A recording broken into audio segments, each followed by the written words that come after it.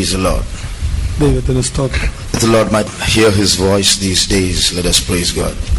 ഈ ദിവസങ്ങളിലായി കർത്താവിന്റെ ശബ്ദം കേൾക്കുവാൻ കർത്താവ് നമ്മുടെ കാതുകളെ തുറന്നു തരേണ്ടതിനായി സ്തോത്രം ചെയ്യാം. സ്തോത്രം, സ്തോത്രം, സ്തോത്രം, സ്തോത്രം, സ്തോത്രം, സ്തോത്രം, സ്തോത്രം, സ്തോത്രം, സ്തോത്രം. Habit. The Athenians, ഒരു ദുശ്ശീലം ഉണ്ടായിരുന്നു. they always wanted to hear something new. അവർ എല്ലായ്പ്പോഴും പുതുമയുള്ള ഒരു കാര്യം കേൾക്കുവാൻ ആഗ്രഹിച്ചു. So we should not be here just to feed our heads with some new information. ആകയാൽ നാം ഇവിടെ ഒരു പുതിയ അറിവ് നേടുവാൻ വേണ്ടി ഇവിടെ കൂടി വന്നിരിക്കുകയല്ല. So God must feed us with words of eternal life. ആകയാൽ നമ്മുടെ ദൈവം നമ്മെ നിത്യജീവന്റെ മൊഴികളാൽ നമ്മെ പോഷിപ്പിക്കണം. The word of God spoken these days should lead us to repentance. ഈ നാളുകളിൽ നമ്മോട് അരുളി ചെയ്യപ്പെടുന്നതായ വചനങ്ങൾ നമ്മെ മാനസാന്തരത്തിലേക്ക് നയിക്കണം. It should help us to make some important decisions in our life. നമ്മുടെ ജീവിതത്തിൽ സുപ്രധാനമായ തീരുമാനങ്ങൾ കൈക്കൊള്ളുവാൻ അവ നമ്മെ സഹായിക്കണം. And it should wake us up to see what's happening around us. 16 വെളിപ്പാട് പുസ്തകം 16-ാം അധ്യായം and read from verses 12 to 16. 12 മുതൽ 16 വരെയുള്ള വാക്യങ്ങൾ വായിക്കാം. ആറാമത്തെ കലശം യൂഫ്രാത്തീസ് എന്ന മഹാനദിയിൽ ഒഴുകി കിഴക്കുനിന്ന് വരുന്ന രാജാക്കന്മാർക്ക് വഴി ഒരുങ്ങേണ്ടതിന് അതിലെ വെള്ളം വറ്റിപ്പോയി മഹാസർപ്പത്തിന്റെ വായിൽ നിന്നും മൃഗത്തിന്റെ വായിൽ നിന്നും കള്ളപ്രവാചകന്റെ വായിൽ നിന്നും തവളയെപ്പോലെ 3 അശുദ്ധാത്മാക്കൾ പുറപ്പെടുന്നത് ഞാൻ കണ്ടു. ഇവ സർവ്വഭൂതലത്തിലുമുള്ള രാജാക്കന്മാരെ സർവശക്തനായ ദൈവത്തിന്റെ മഹാദിവസത്തിലെ യുദ്ധത്തിന് കൂട്ടിച്ചേർപ്പാൻ അത്ഭുതങ്ങൾ ചെയ്തുകൊണ്ട് അവരുടെ അടുക്കലേക്ക് പുറപ്പെടുന്ന ഭൂതാത്മാക്കൾ തന്നെ. ഞാൻ കള്ളനെ പോലെ വരും. തന്റെ ലജ്ജ കാണുമാറ് നഗ്നനായി നടക്കാതിരിപ്പാൻ തന്റെ ഉടുപ്പ് സൂക്ഷിച്ചും ജാഗരിച്ചും കൊള്ളുന്നവൻ ഭാഗ്യവാൻ. അവ അവരെ എബ്രായ ഭാഷയിൽ ഹെർമഗദോൻ എന്ന പേരുള്ള സ്ഥലത്തിൽ കൂട്ടിച്ചേർത്തു. And the 6th angel poured out his vial upon the great river Euphrates, and the water thereof was dried up, and the way of the kings of the east might be prepared. And I saw 3 unclean spirits like frogs come out of the mouth of the dragon, and out of the mouth of the beast, and out of the mouth of the false prophet. For they were the spirits of the devils, working miracles, which go forth unto the kings of the earth and of the whole world, to gather them to the battle of the great day of God Almighty. Behold, I come as a thief. Blessed is he that watcheth and keepeth his garments, lest he walk naked and they see his shame. And he gathered them together into a place called in the Hebrew tongue Armageddon. Praise the Lord. ദൈവത്തിന് സ്തോത്രം. The Bible has made many predictions. Bible അനേക പ്രവചനങ്ങൾ നടത്തിയിട്ടുണ്ട്. This is one major prophecy written in the Bible of things that are going to happen shortly. ആസന്ന ഭാവിയിൽ നടക്കുവാൻ പോകുന്ന സംഭവങ്ങളെ കുറിച്ചുള്ളതായ Bible പ്രവചനങ്ങളിൽ സുപ്രധാനമായ ഒന്നാകുന്നു ഇത്. Now, a person who makes a prophecy or a book that makes a prophecy has to be very careful. ഒരു പ്രവചനം നടത്തുന്ന വ്യക്തിയോ ഒരു പുസ്തകമോ വളരെ ജാഗ്രത പുലർത്തേണ്ടതുണ്ട്. For example, suppose I say tomorrow an earthquake is going to take place. ഉദാഹരണമായി ഞാൻ പറയുകയാണെന്നിരിക്കട്ടെ, നാളെ ഒരു ഭൂകമ്പം ഇവിടെ സംഭവിക്കും. ഭൂചലനം സംഭവിക്കും എന്ന് ഞാൻ പ്രവചിക്കുന്നിരിക്കട്ടെ. Every day an earthquake takes place, so that's no big prophecy. Somewhere in the world every day some earthquake is taking place. ഭൂമിയിൽ ഏതെങ്കിലും ഒരു സ്ഥലത്ത് എപ്പോഴും ഭൂചലനം നടന്നുകൊണ്ടേയിരിക്കുന്നു. അതൊരു പുതുമയുള്ള കാര്യമല്ല. So for me to say tomorrow an earthquake is going to take place is not a big prophecy. ആകയാൽ നാളെ ഒരു ഭൂകമ്പം നടക്കുമെന്ന് ഞാൻ പറഞ്ഞാൽ അതൊരു വലിയ കാര്യമേ അല്ല. But if I say tomorrow an earthquake is going to take place in Tiruvalla, then that's a particular prediction. എന്നാൽ നാളെ തിരുവല്ലയിൽ ഒരു ഭൂചലനം ഉണ്ടാകും എന്ന് ഞാൻ പറഞ്ഞാൽ അത് വളരെ കൃത്യമായ നിലയിൽ ഞാൻ പറയുന്ന കാര്യമാണ്. It's a very dangerous thing to do that. അങ്ങനെ ചെയ്യുന്നത് അപകടകരമായ ഒരു കാര്യമാണ്. Because if it doesn't happen, everybody look forward to an earthquake tomorrow. If it doesn't happen, I'll become a liar. നാളെ ഭൂചലനം സംഭവിക്കുമെന്ന് എല്ലാവരും ആകാംക്ഷയോടെ നോക്കിയിരിക്കും. അങ്ങനെ സംഭവിച്ചില്ല എങ്കിൽ ഞാൻ കള്ളം പറയുന്നവനായി തീരും. In the same way, the Bible has made many daring, bold predictions. ഈ നിലയിൽ നോക്കിയാൽ ബൈബിൾ വളരെ സുധീരമായ ചില ഒരു പ്രവചനങ്ങൾ നടത്തിയിട്ടുണ്ട്. And these predictions are not general predictions like there's going to be an earthquake tomorrow. They go into detail in as to times and places and people and so on. നാളെ ഭൂചലനം നടക്കുമെന്ന നിലയിൽ പൊതുവായി പറയുന്നതല്ല, വളരെ കൃത്യമായി സമയങ്ങൾ, സാഹചര്യങ്ങൾ, ആളുകളെയെല്ലാം വളരെ കൃത്യമായി പ്രവചിക്കുന്ന പ്രവചനങ്ങളാകുന്നു ഇത്. And if they don't happen, the Bible is going to become a big lie. അങ്ങനെ സംഭവിക്കുന്നില്ല എങ്കിൽ ബൈബിൾ തന്നെ ഒരു മഹാകള്ളമായി തീരും. So we are going to see some of these details about what the Bible has to say about our near future. നമ്മുടെ ആസന്ന ഭാവിയെക്കുറിച്ച് ബൈബിളിന് പറയുവാനുള്ളത് എന്താകുന്നു എന്ന് നാം ഈ ദിവസങ്ങളിൽ നോക്കുവാൻ പോകുന്നു. Before that, I would like to make a statement. അതിനു മുൻപായി ഞാൻ ഇവിടെ ഒരു പ്രസ്താവന അവതരിപ്പിക്കട്ടെ. The Bible spans the history of mankind. ബൈബിളിന്റെ ആ കാലയളവ് അഥവാ മാനവ ചരിത്രം, that it spans the history. That means from the creation till the end of times, you have all kinds of periods fitted into the Bible. ബൈബിളിന്റെ ചരിത്ര കാലപരിധി എന്ന് പറയുമ്പോൾ അത് മാനവരാശിയുടെ ആരംഭം മുതൽ അവസാനം വരെയുള്ള എല്ലാ കാലങ്ങളെയും ഉൾക്കൊള്ളുന്നു. പലവിധമായ യുഗങ്ങൾ, കാലങ്ങൾ അതിൽ അടങ്ങുന്നു. You even have the angelic period. അതിൽ ഒരു ദൂതന്മാരുടെ യുഗവും അതിലുണ്ട്. Then you have the period of innocency. അതിനുശേഷമായി നിഷ്കന്മഷ യുഗമുണ്ട്. Then the conscience period. അതിനുശേഷം മനസാക്ഷി യുഗം. Then the law period.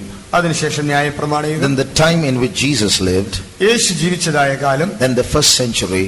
ഒന്നാം നൂറ്റാണ്ട്. Then you have the last days. അതിനുശേഷമായി അന്ത്യനാളുകൾ. Then the tribulation period. അതിനുശേഷം ഉപദ്രവകാലം. After that the millennium.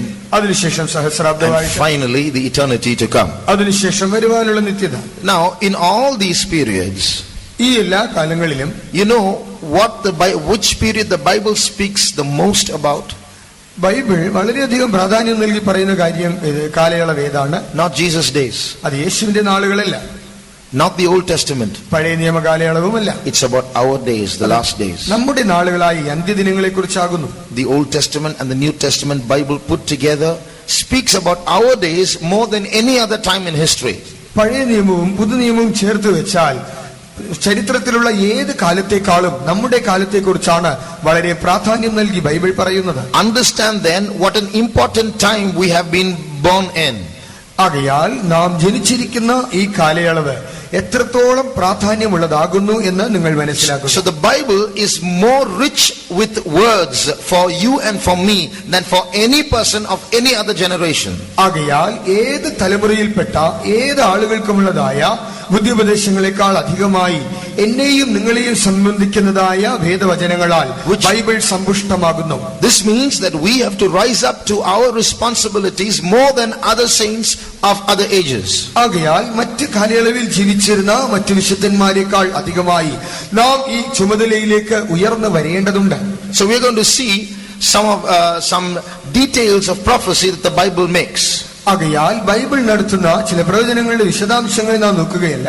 Some of you may have heard about this battle of Armageddon. Some of you may have just heard of the name Armageddon. നിങ്ങളിൽ ചിലർ ഹർമഗദ്ദോൻ യുദ്ധത്തെ കുറിച്ച് കേട്ടിരിക്കാം, ചിലർ ഹർമഗദ്ദോൻ എന്നുള്ള പേരും കേട്ടിരിക്കാം. We are going to go into the details of this battle shortly. ഈ യുദ്ധത്തിന്റെ വിശദാംശങ്ങളെ കുറിച്ച് നാം ചുരുക്കമായി നോക്കുവാൻ പോകുന്നു. We sitting here are also directly involved in that battle, as we will see now. We who are seated here are also going to be involved in that battle. ഇപ്പോൾ ഇവിടെ സന്നിഹിതരായിരിക്കുന്ന നാമും ആ യുദ്ധത്തിൽ പങ്കാളികളായി തീരുവാൻ പോകുന്നു. Now there are two world wars have already been fought. രണ്ട് ലോകമഹായുദ്ധങ്ങൾ നടന്നു കഴിഞ്ഞിരിക്കുന്നു. One more world war will take place shortly. ഒരു ലോകയുദ്ധം കൂടി വേഗത്തിൽ നടക്കും. That's the third world war. ഒരു മൂന്നാം ലോകമഹായുദ്ധം. And then there's going to be a fourth world war. അതിനുശേഷമായി ഒരു മൂന്നാം ലോകമഹായുദ്ധം കൂടെ സംഭവിക്കുവാൻ പോകുന്നു. Fourth. നാലാം ലോകമഹായുദ്ധം കൂടെ നടക്കുവാൻ പോകുന്നു. And that is this battle of Armageddon. അതാകുന്നു ഈ ഹർമഗദ്ദോൻ യുദ്ധം. So the Bible speaks many things about this battle of Armageddon. ആകയാൽ ഈ ഹർമഗദ്ദോൻ യുദ്ധത്തെ കുറിച്ച് ബൈബിൾ അനേക കാര്യങ്ങൾ പറയുന്നു. Now I want to tell you just one example about the way the Bible presents itself before world events, about what's happening in the world. ഈ ലോകത്തിൽ നടക്കുന്ന സംഭവങ്ങൾക്ക് മുൻപാകെ ബൈബിൾ എങ്ങനെ തുറന്നു കാട്ടപ്പെടുന്നു അഥവാ അതിനെക്കുറിച്ച് ബൈബിളിൽ എങ്ങനെ പറയുന്നു എന്നുള്ളതിനെ കുറിച്ച് പറയട്ടെ. In other words, how the Bible is compatible with what's going on today. It's accurate in predictions. ഇന്ന് നടക്കുന്നതായ സംഭവങ്ങളുമായി ബൈബിൾ പ്രവചനങ്ങൾ എങ്ങനെ പൊരുത്തപ്പെടുന്നു അഥവാ ബൈബിൾ എത്രത്തോളം വിശ്വാസയോഗ്യമാണെന്ന് നമുക്ക് നോക്കാം. Now you look at the chart in front of you. ഇപ്പോൾ നിങ്ങളുടെ മുൻപാകെ ഉള്ളതായ ചാർട്ടിലേക്ക് നോക്കുക. Look at this small patch of land. നോക്കുക, ആ ചെറിയ ഒരു ഭൂപ്രദേശത്തെ ശ്രദ്ധിക്കുക. That is Israel. അതാകുന്നു Israel. Now you look at that Israel. ഇപ്പോൾ ഇസ്രായേലിനെ നോക്കുമ്പോൾ and look at this patch of land. ഇവിടെ കാണിക്കുന്ന ഈ ഭൂപ്രദേശം നോക്കുക. Compare the size of India with Israel. ഇന്ത്യയുടെയും ഇസ്രായേലിന്റെയും വലിപ്പത്തെ തമ്മിൽ താരതമ്യം ചെയ്യുക. Such a small country Israel is. ഇത്രത്തോളം വളരെ ചെറിയ ഒരു രാജ്യമാണ് Israel. You know, Israel is only half the size of Kerala. നോക്കുക, ഇസ്രായേൽ കേരളത്തിന്റെ പകുതി വലിപ്പം മാത്രമേ ഉള്ളൂ. Such a small country. ഇത്രയും ചെറിയൊരു രാജ്യം. You look at World War I, Israel is there. നോക്കുക, ഒന്നാം ലോക മഹായുദ്ധത്തിൽ നോക്കുക, അവിടെ ഇസ്രായേലുണ്ട്. World War II, Israel is there. Is one of the major countries in those battles. രണ്ടാം ലോക മഹായുദ്ധത്തിൽ നോക്കുക, അതിൽ സുപ്രധാനമായ പങ്കുവഹിക്കുന്ന രാജ്യങ്ങളുടെ കൂട്ടത്തിൽ ഇസ്രായേലുണ്ട്. The First World War was stopped by a Jew. ഒന്നാം ലോക മഹായുദ്ധം ഒരു യഹൂദനാൽ നിർത്തപ്പെട്ടു. In the Second World War, 60 lakhs Jews were killed by Hitler. രണ്ടാം ലോക മഹായുദ്ധത്തിൽ 60 ലക്ഷം യഹൂദന്മാർ ഹിറ്റ്ലറിനാൽ കൊല്ലപ്പെട്ടു. If a third world war is fought, it's going to start between Iran and Israel, or Turkey and Israel, some Islamic country with Israel. മൂന്നാം ലോക മഹായുദ്ധം ആരംഭിക്കുമ്പോൾ തുർക്കി അല്ലെങ്കിൽ Iran തുടങ്ങിയതായ ചില ഇസ്ലാമിക രാഷ്ട്രങ്ങളും ഇസ്രായേലും തമ്മിലായിരിക്കും. In the fourth world war, again Israel is going to be there. നാലാം യുഗ മഹായുദ്ധത്തിൽ അവിടെയും ഇസ്രായേലുണ്ട്. Now the question comes, Israel is such a small country. ഇപ്പോൾ ചോദ്യം വരുന്നത്, ഇത്രത്തോളം ഒരു ചെറിയ രാജ്യമായ Israel, Why is Israel so important? എന്തിന് ഇസ്രായേലിന് ഇത്രത്തോളം പ്രാധാന്യമുണ്ട്? Why is everybody hating Israel? എന്തുകൊണ്ട് എല്ലാവരും ഇസ്രായേലിനെ ഇത്രത്തോളം വെറുക്കുന്നു? You look at the neighboring countries of Israel. ഇസ്രായേലിന്റെ അയൽ രാജ്യങ്ങളെ നോക്കിയാൽ Next to Israel is a country called Jordan. ഇസ്രായേലിന് തൊട്ടടുത്ത് യോർദാൻ എന്നൊരു രാജ്യം. And behind that you see a big country called Iraq. അതിന് പുറകിലായി ഒരു വലിയ രാജ്യം Iraq. Behind that big Iran. അതിന്റെ പുറകിൽ ഒരു വലിയ Iran. And the north of it you see Syria. അതിന്റെ വടക്ക് ഭാഗത്ത് Syria. All huge countries, many times bigger than Israel. ഇവയെല്ലാം തന്നെ ഇസ്രായേലിനേക്കാൾ പല മടങ്ങ് വലിപ്പമുള്ള വലിയ രാഷ്ട്രങ്ങൾ. All of them unitedly hate Israel. ഇവയെല്ലാം തന്നെ ഒത്തുചേർന്ന് ഇസ്രായേലിനെ വെറുക്കുന്നു. You know, in none of the Arab maps Israel is there. നിങ്ങൾക്കറിയാമോ, അറബ് രാഷ്ട്രങ്ങളുടെ ഭൂപടങ്ങളിൽ ഒന്നും തന്നെ ഇസ്രായേൽ ഇല്ല. Iran, the president of Iran has said more than once, Israel should be wiped out of the world map. Iran president ഒന്നിലധികം പ്രാവശ്യം പറഞ്ഞിട്ടുണ്ട്, ഇസ്രായേലിനെ ഭൂപടത്തിൽ നിന്ന് തുടച്ചു മാറ്റണം. But the Bible's main focus is on Israel. എന്നാൽ ബൈബിൾ അതിന്റെ ശ്രദ്ധ കൂടുതലായി പതിപ്പിക്കുന്നത് ഇസ്രായേലിലാകും. Literally and spiritually, Bible focuses on Israel. അക്ഷരീകമായും ആത്മീകമായും ബൈബിളിന്റെ ശ്രദ്ധ കേന്ദ്രീകരിച്ചിരിക്കുന്നത് ഇസ്രായേലിലാകുന്നു. In reality, in today's world, Israel is such a major country in focus. യാഥാർത്ഥ്യമായി നോക്കിയാൽ ഈ നാളുകളിലും ഇസ്രായേൽ എന്നത് എല്ലാ ശ്രദ്ധയ്ക്കും കേന്ദ്രീകൃതമായ ഒരു പ്രധാന രാജ്യമാകുന്നു. In the same map, അതേ മാപ്പിൽ there is a place called Turkmenistan. Turkmenistan എന്നൊരു രാജ്യമുണ്ട്. There's a place called Uzbekistan. Uzbekistan എന്നൊരു സ്ഥലമുണ്ട്. They are many times bigger than Israel, but you and I wouldn't have heard such names. But nobody is there who doesn't know Israel. അത് ഇസ്രായേലിനേക്കാൾ എത്രയോ മടങ്ങ് വലിപ്പമുള്ള രാജ്യങ്ങളാണെങ്കിൽ തന്നെയും മിക്ക പേരും ആ പേരുകൾ കേട്ട് കാണുകയില്ല. എന്നാൽ നമ്മിൽ പലരും ഇസ്രായേൽ എന്ന പേര് കേൾക്കാതിരുന്നിരിക്കുകയുമില്ല. So when the Bible is focusing on Israel and Jerusalem, and in reality Israel and Jerusalem are in focus in the world around us, is something to think about. ആകയാൽ ബൈബിൾ തന്റെ ശ്രദ്ധ ഇസ്രായേലിൽ കേന്ദ്രീകരിച്ചിരിക്കുന്നു. അതുപോലെ യാഥാർത്ഥ്യമായി നോക്കിയാൽ ഇന്നും ഇസ്രായേലിലും യെരൂശലേമിനും വലിയ ശ്രദ്ധ കിട്ടുന്നുണ്ട്. നാം അതിനെക്കുറിച്ച് കരുതൽ പുലർത്തേണം. In 1967, 1967 4 neighboring countries of Israel fought against Israel. ഇസ്രായേലിന്റെ 4 അയൽ രാജ്യങ്ങൾ അതിന് വിരോധമായി യുദ്ധം ചെയ്തു. Before they could start the fight, Israel won the battle. അവർക്ക് യുദ്ധം തുടങ്ങുന്നതിന് മുൻപായി തന്നെ ഇസ്രായേൽ യുദ്ധം ജയിച്ചു. In 6 days the war was over. The 4 countries surrendered. 6 നാളുകളിൽ യുദ്ധം കഴിഞ്ഞു. 4 രാജ്യങ്ങളും തോറ്റുമുട്ടുമടക്കി. So how did that happen? ഇതെങ്ങനെ സംഭവിച്ചു? That's why all the nations around Israel are angry. അതുകൊണ്ടാണ് ഇസ്രായേലിന് ചുറ്റുമുള്ള എല്ലാ രാജ്യങ്ങളും കോപാകുലരായിരിക്കുന്നത്. They are looking for a chance to pounce on Israel, to get rid of Israel. ഇസ്രായേലിനെ തുടച്ചു മാറ്റുവാൻ, തച്ചു തകർക്കുവാനുള്ള ഒരു അവസരത്തിനായി കാത്തിരിക്കുന്നു. Supposing that small boy there, he comes to fight with me. ഉദാഹരണമായി അവിടെ ഇരിക്കുന്നതായ ഒരു കൊച്ചുബാലൻ അവൻ എന്നോട് വഴക്കിടുവാൻ വരുന്നിരിക്കട്ടെ. He shouts bad words at me. അവൻ എന്നോട് ഉച്ചത്തിൽ അലറിക്കൊണ്ട് യുദ്ധം ചെയ്യുവാൻ വരും. I lose my temper and I get angry and I roll up my sleeves and say, how dare he speak that against me? ഞാൻ വളരെ കോപാകുലനായി എന്റെ ഷർട്ടിന്റെ കൈയൊക്കെ ചെത്തി വടിച്ചിട്ട് ഇവൻ എത്രത്തോളം എന്നോട് ഇങ്ങനെ സംസാരിക്കുവാൻ ധൈര്യം വന്നു എന്ന് പറഞ്ഞ് എന്റെ കോപം വർദ്ധിക്കുന്നു. What will you all say? നിങ്ങൾ എന്തായിരിക്കും പറയുക? The small boy, brother, leave him alone. Why do you get angry? ഒരു കൊച്ചു പയ്യനല്ലേ ബ്രദർ, എന്തിനാ ഇത്ര ദേഷ്യപ്പെടുന്നത്? അവനെ അങ്ങ് വിട്. Like that, we can ask the neighboring country, small Israel, let him shout or do anything, leave him alone. Why are you getting angry? അതുപോലെ നമുക്ക് ചുറ്റിലുമുള്ള വലിയ രാജ്യങ്ങളോട് ചോദിക്കാം, ആ രാജ്യം ഇങ്ങനെ ഒച്ചയുണ്ടാക്കട്ടെ, ബഹളമുണ്ടാക്കട്ടെ, എന്തിനാണ് അതിനോട് ഇത്രയും കോപിക്കുന്നത്? അതിനെ വെറുതെ വിടുക. Such a small country, why is everyone getting angry? ഇത്രയും ചെറിയ രാജ്യമാണല്ലോ, നിങ്ങൾ എല്ലാവരും അതിനോട് എന്തിനു കോപിക്കുന്നു? Why is everyone competing for Israel and saying we want to wipe out the Jews, we want that land? ഇസ്രായേലിനെ തുടച്ചു മാറ്റണം, ആ രാജ്യം വേണ്ട എന്ന് പറഞ്ഞുകൊണ്ട് നിങ്ങൾ എല്ലാവരും എന്തുകൊണ്ട് അതിനോട് മത്സരിക്കുന്നു? We are going to see more of that. അതിനെക്കുറിച്ച് അധികമായി കാണാം. Why Israel and why Jerusalem is so important? എന്തുകൊണ്ടാണ് ഇസ്രായേലും യെരൂശലേം ഇത്രത്തോളം പ്രാധാന്യമുള്ളതായിരിക്കുന്നത്? Jerusalem is a very small country, just 48 square miles. യെരൂശലേം 48 ചതുരശ്ര കിലോമീറ്റർ വലിപ്പമുള്ള ഒരു ചെറിയ സ്ഥലമാകുന്നു. So this Jerusalem is going to be very important in this fourth world war, the battle of Armageddon. നാലാമത്തെ ലോകമഹായുദ്ധമായ ഹർമഗദ്ദോൻ യുദ്ധത്തിൽ ഈ യെരൂശലേം വലിയൊരു പ്രാധാന്യം വഹിക്കുവാൻ പോകുന്നു. Now when is this battle going to take place? എപ്പോഴാകുന്നു ഈ യുദ്ധം നടക്കുവാൻ പോകുന്നത്? Very soon Jesus will come. എത്രയും വേഗത്തിൽ യേശു വരും. After that, for 7 years, one man will rule the world. അതിനുശേഷം 7 വർഷം ഒരു മനുഷ്യൻ, ഒരൊറ്റ മനുഷ്യൻ ലോകത്തെ ഭരിക്കും. He is going to take control over all the countries of this world. അവൻ ഈ ലോക രാജ്യങ്ങളുടെ നിയന്ത്രണമെല്ലാം ഏറ്റെടുക്കും. For 7 years he will rule. 7 വർഷം അവൻ ഭരണം നടത്തും. At the end of the 7 years there will be a big war. ആ 7 വർഷത്തിന്റെ ഒടുവിലായി ഒരു മഹായുദ്ധമുണ്ടാകും. That's the battle of Armageddon. അതാകുന്നു ഹർമഗദ്ദോൻ So യുദ്ധം. we're going to see who will participate, how that war will be, where it will be, and so on. അതിൽ ആര് പങ്കെടുക്കും, അതെവിടെയായിരിക്കും, എങ്ങനെയായിരിക്കുമെന്ന് നമുക്ക് പിന്നീട് നോക്കാം. Now this fourth world war or the battle of Armageddon is more important than the 3 world wars before it. ഇപ്പോൾ ഈ ഹർമഗദ്ദോൻ എന്നതായ നാലാമത്തെ ലോകമഹായുദ്ധം എന്നത് ഇതിനു മുൻപേ സംഭവിച്ചതായ 3 ലോകമഹായുദ്ധങ്ങളെക്കാൾ വളരെ പ്രാധാന്യമർഹിക്കുന്നതാകുന്നു. There are 4 reasons for saying this. ഇങ്ങനെ പറയുന്നതിന് 4 കാരണങ്ങളുണ്ട്. Why is this fourth world war very important compared to the previous 3 world wars? ഇതിനു മുൻപേ നടന്ന 3 ലോകമഹായുദ്ധങ്ങളുമായി താരതമ്യം ചെയ്യുമ്പോൾ ഈ നാലാമത്തെ യുദ്ധം എന്തുകൊണ്ട് ഇത്രത്തോളം പ്രാധാന്യം നേടുന്നു? ഒന്നാമത്തെ കാരണം, this world war is not like the other 3. This world war is a spiritual, physical world war. ഈ ലോകമഹായുദ്ധം എന്നത് മറ്റു 3 പോലെയല്ല, ഇത് അക്ഷരികമായും ആത്മീകമായും ഉള്ളൊരു യുദ്ധമാണ്. You look at the last picture on the chart.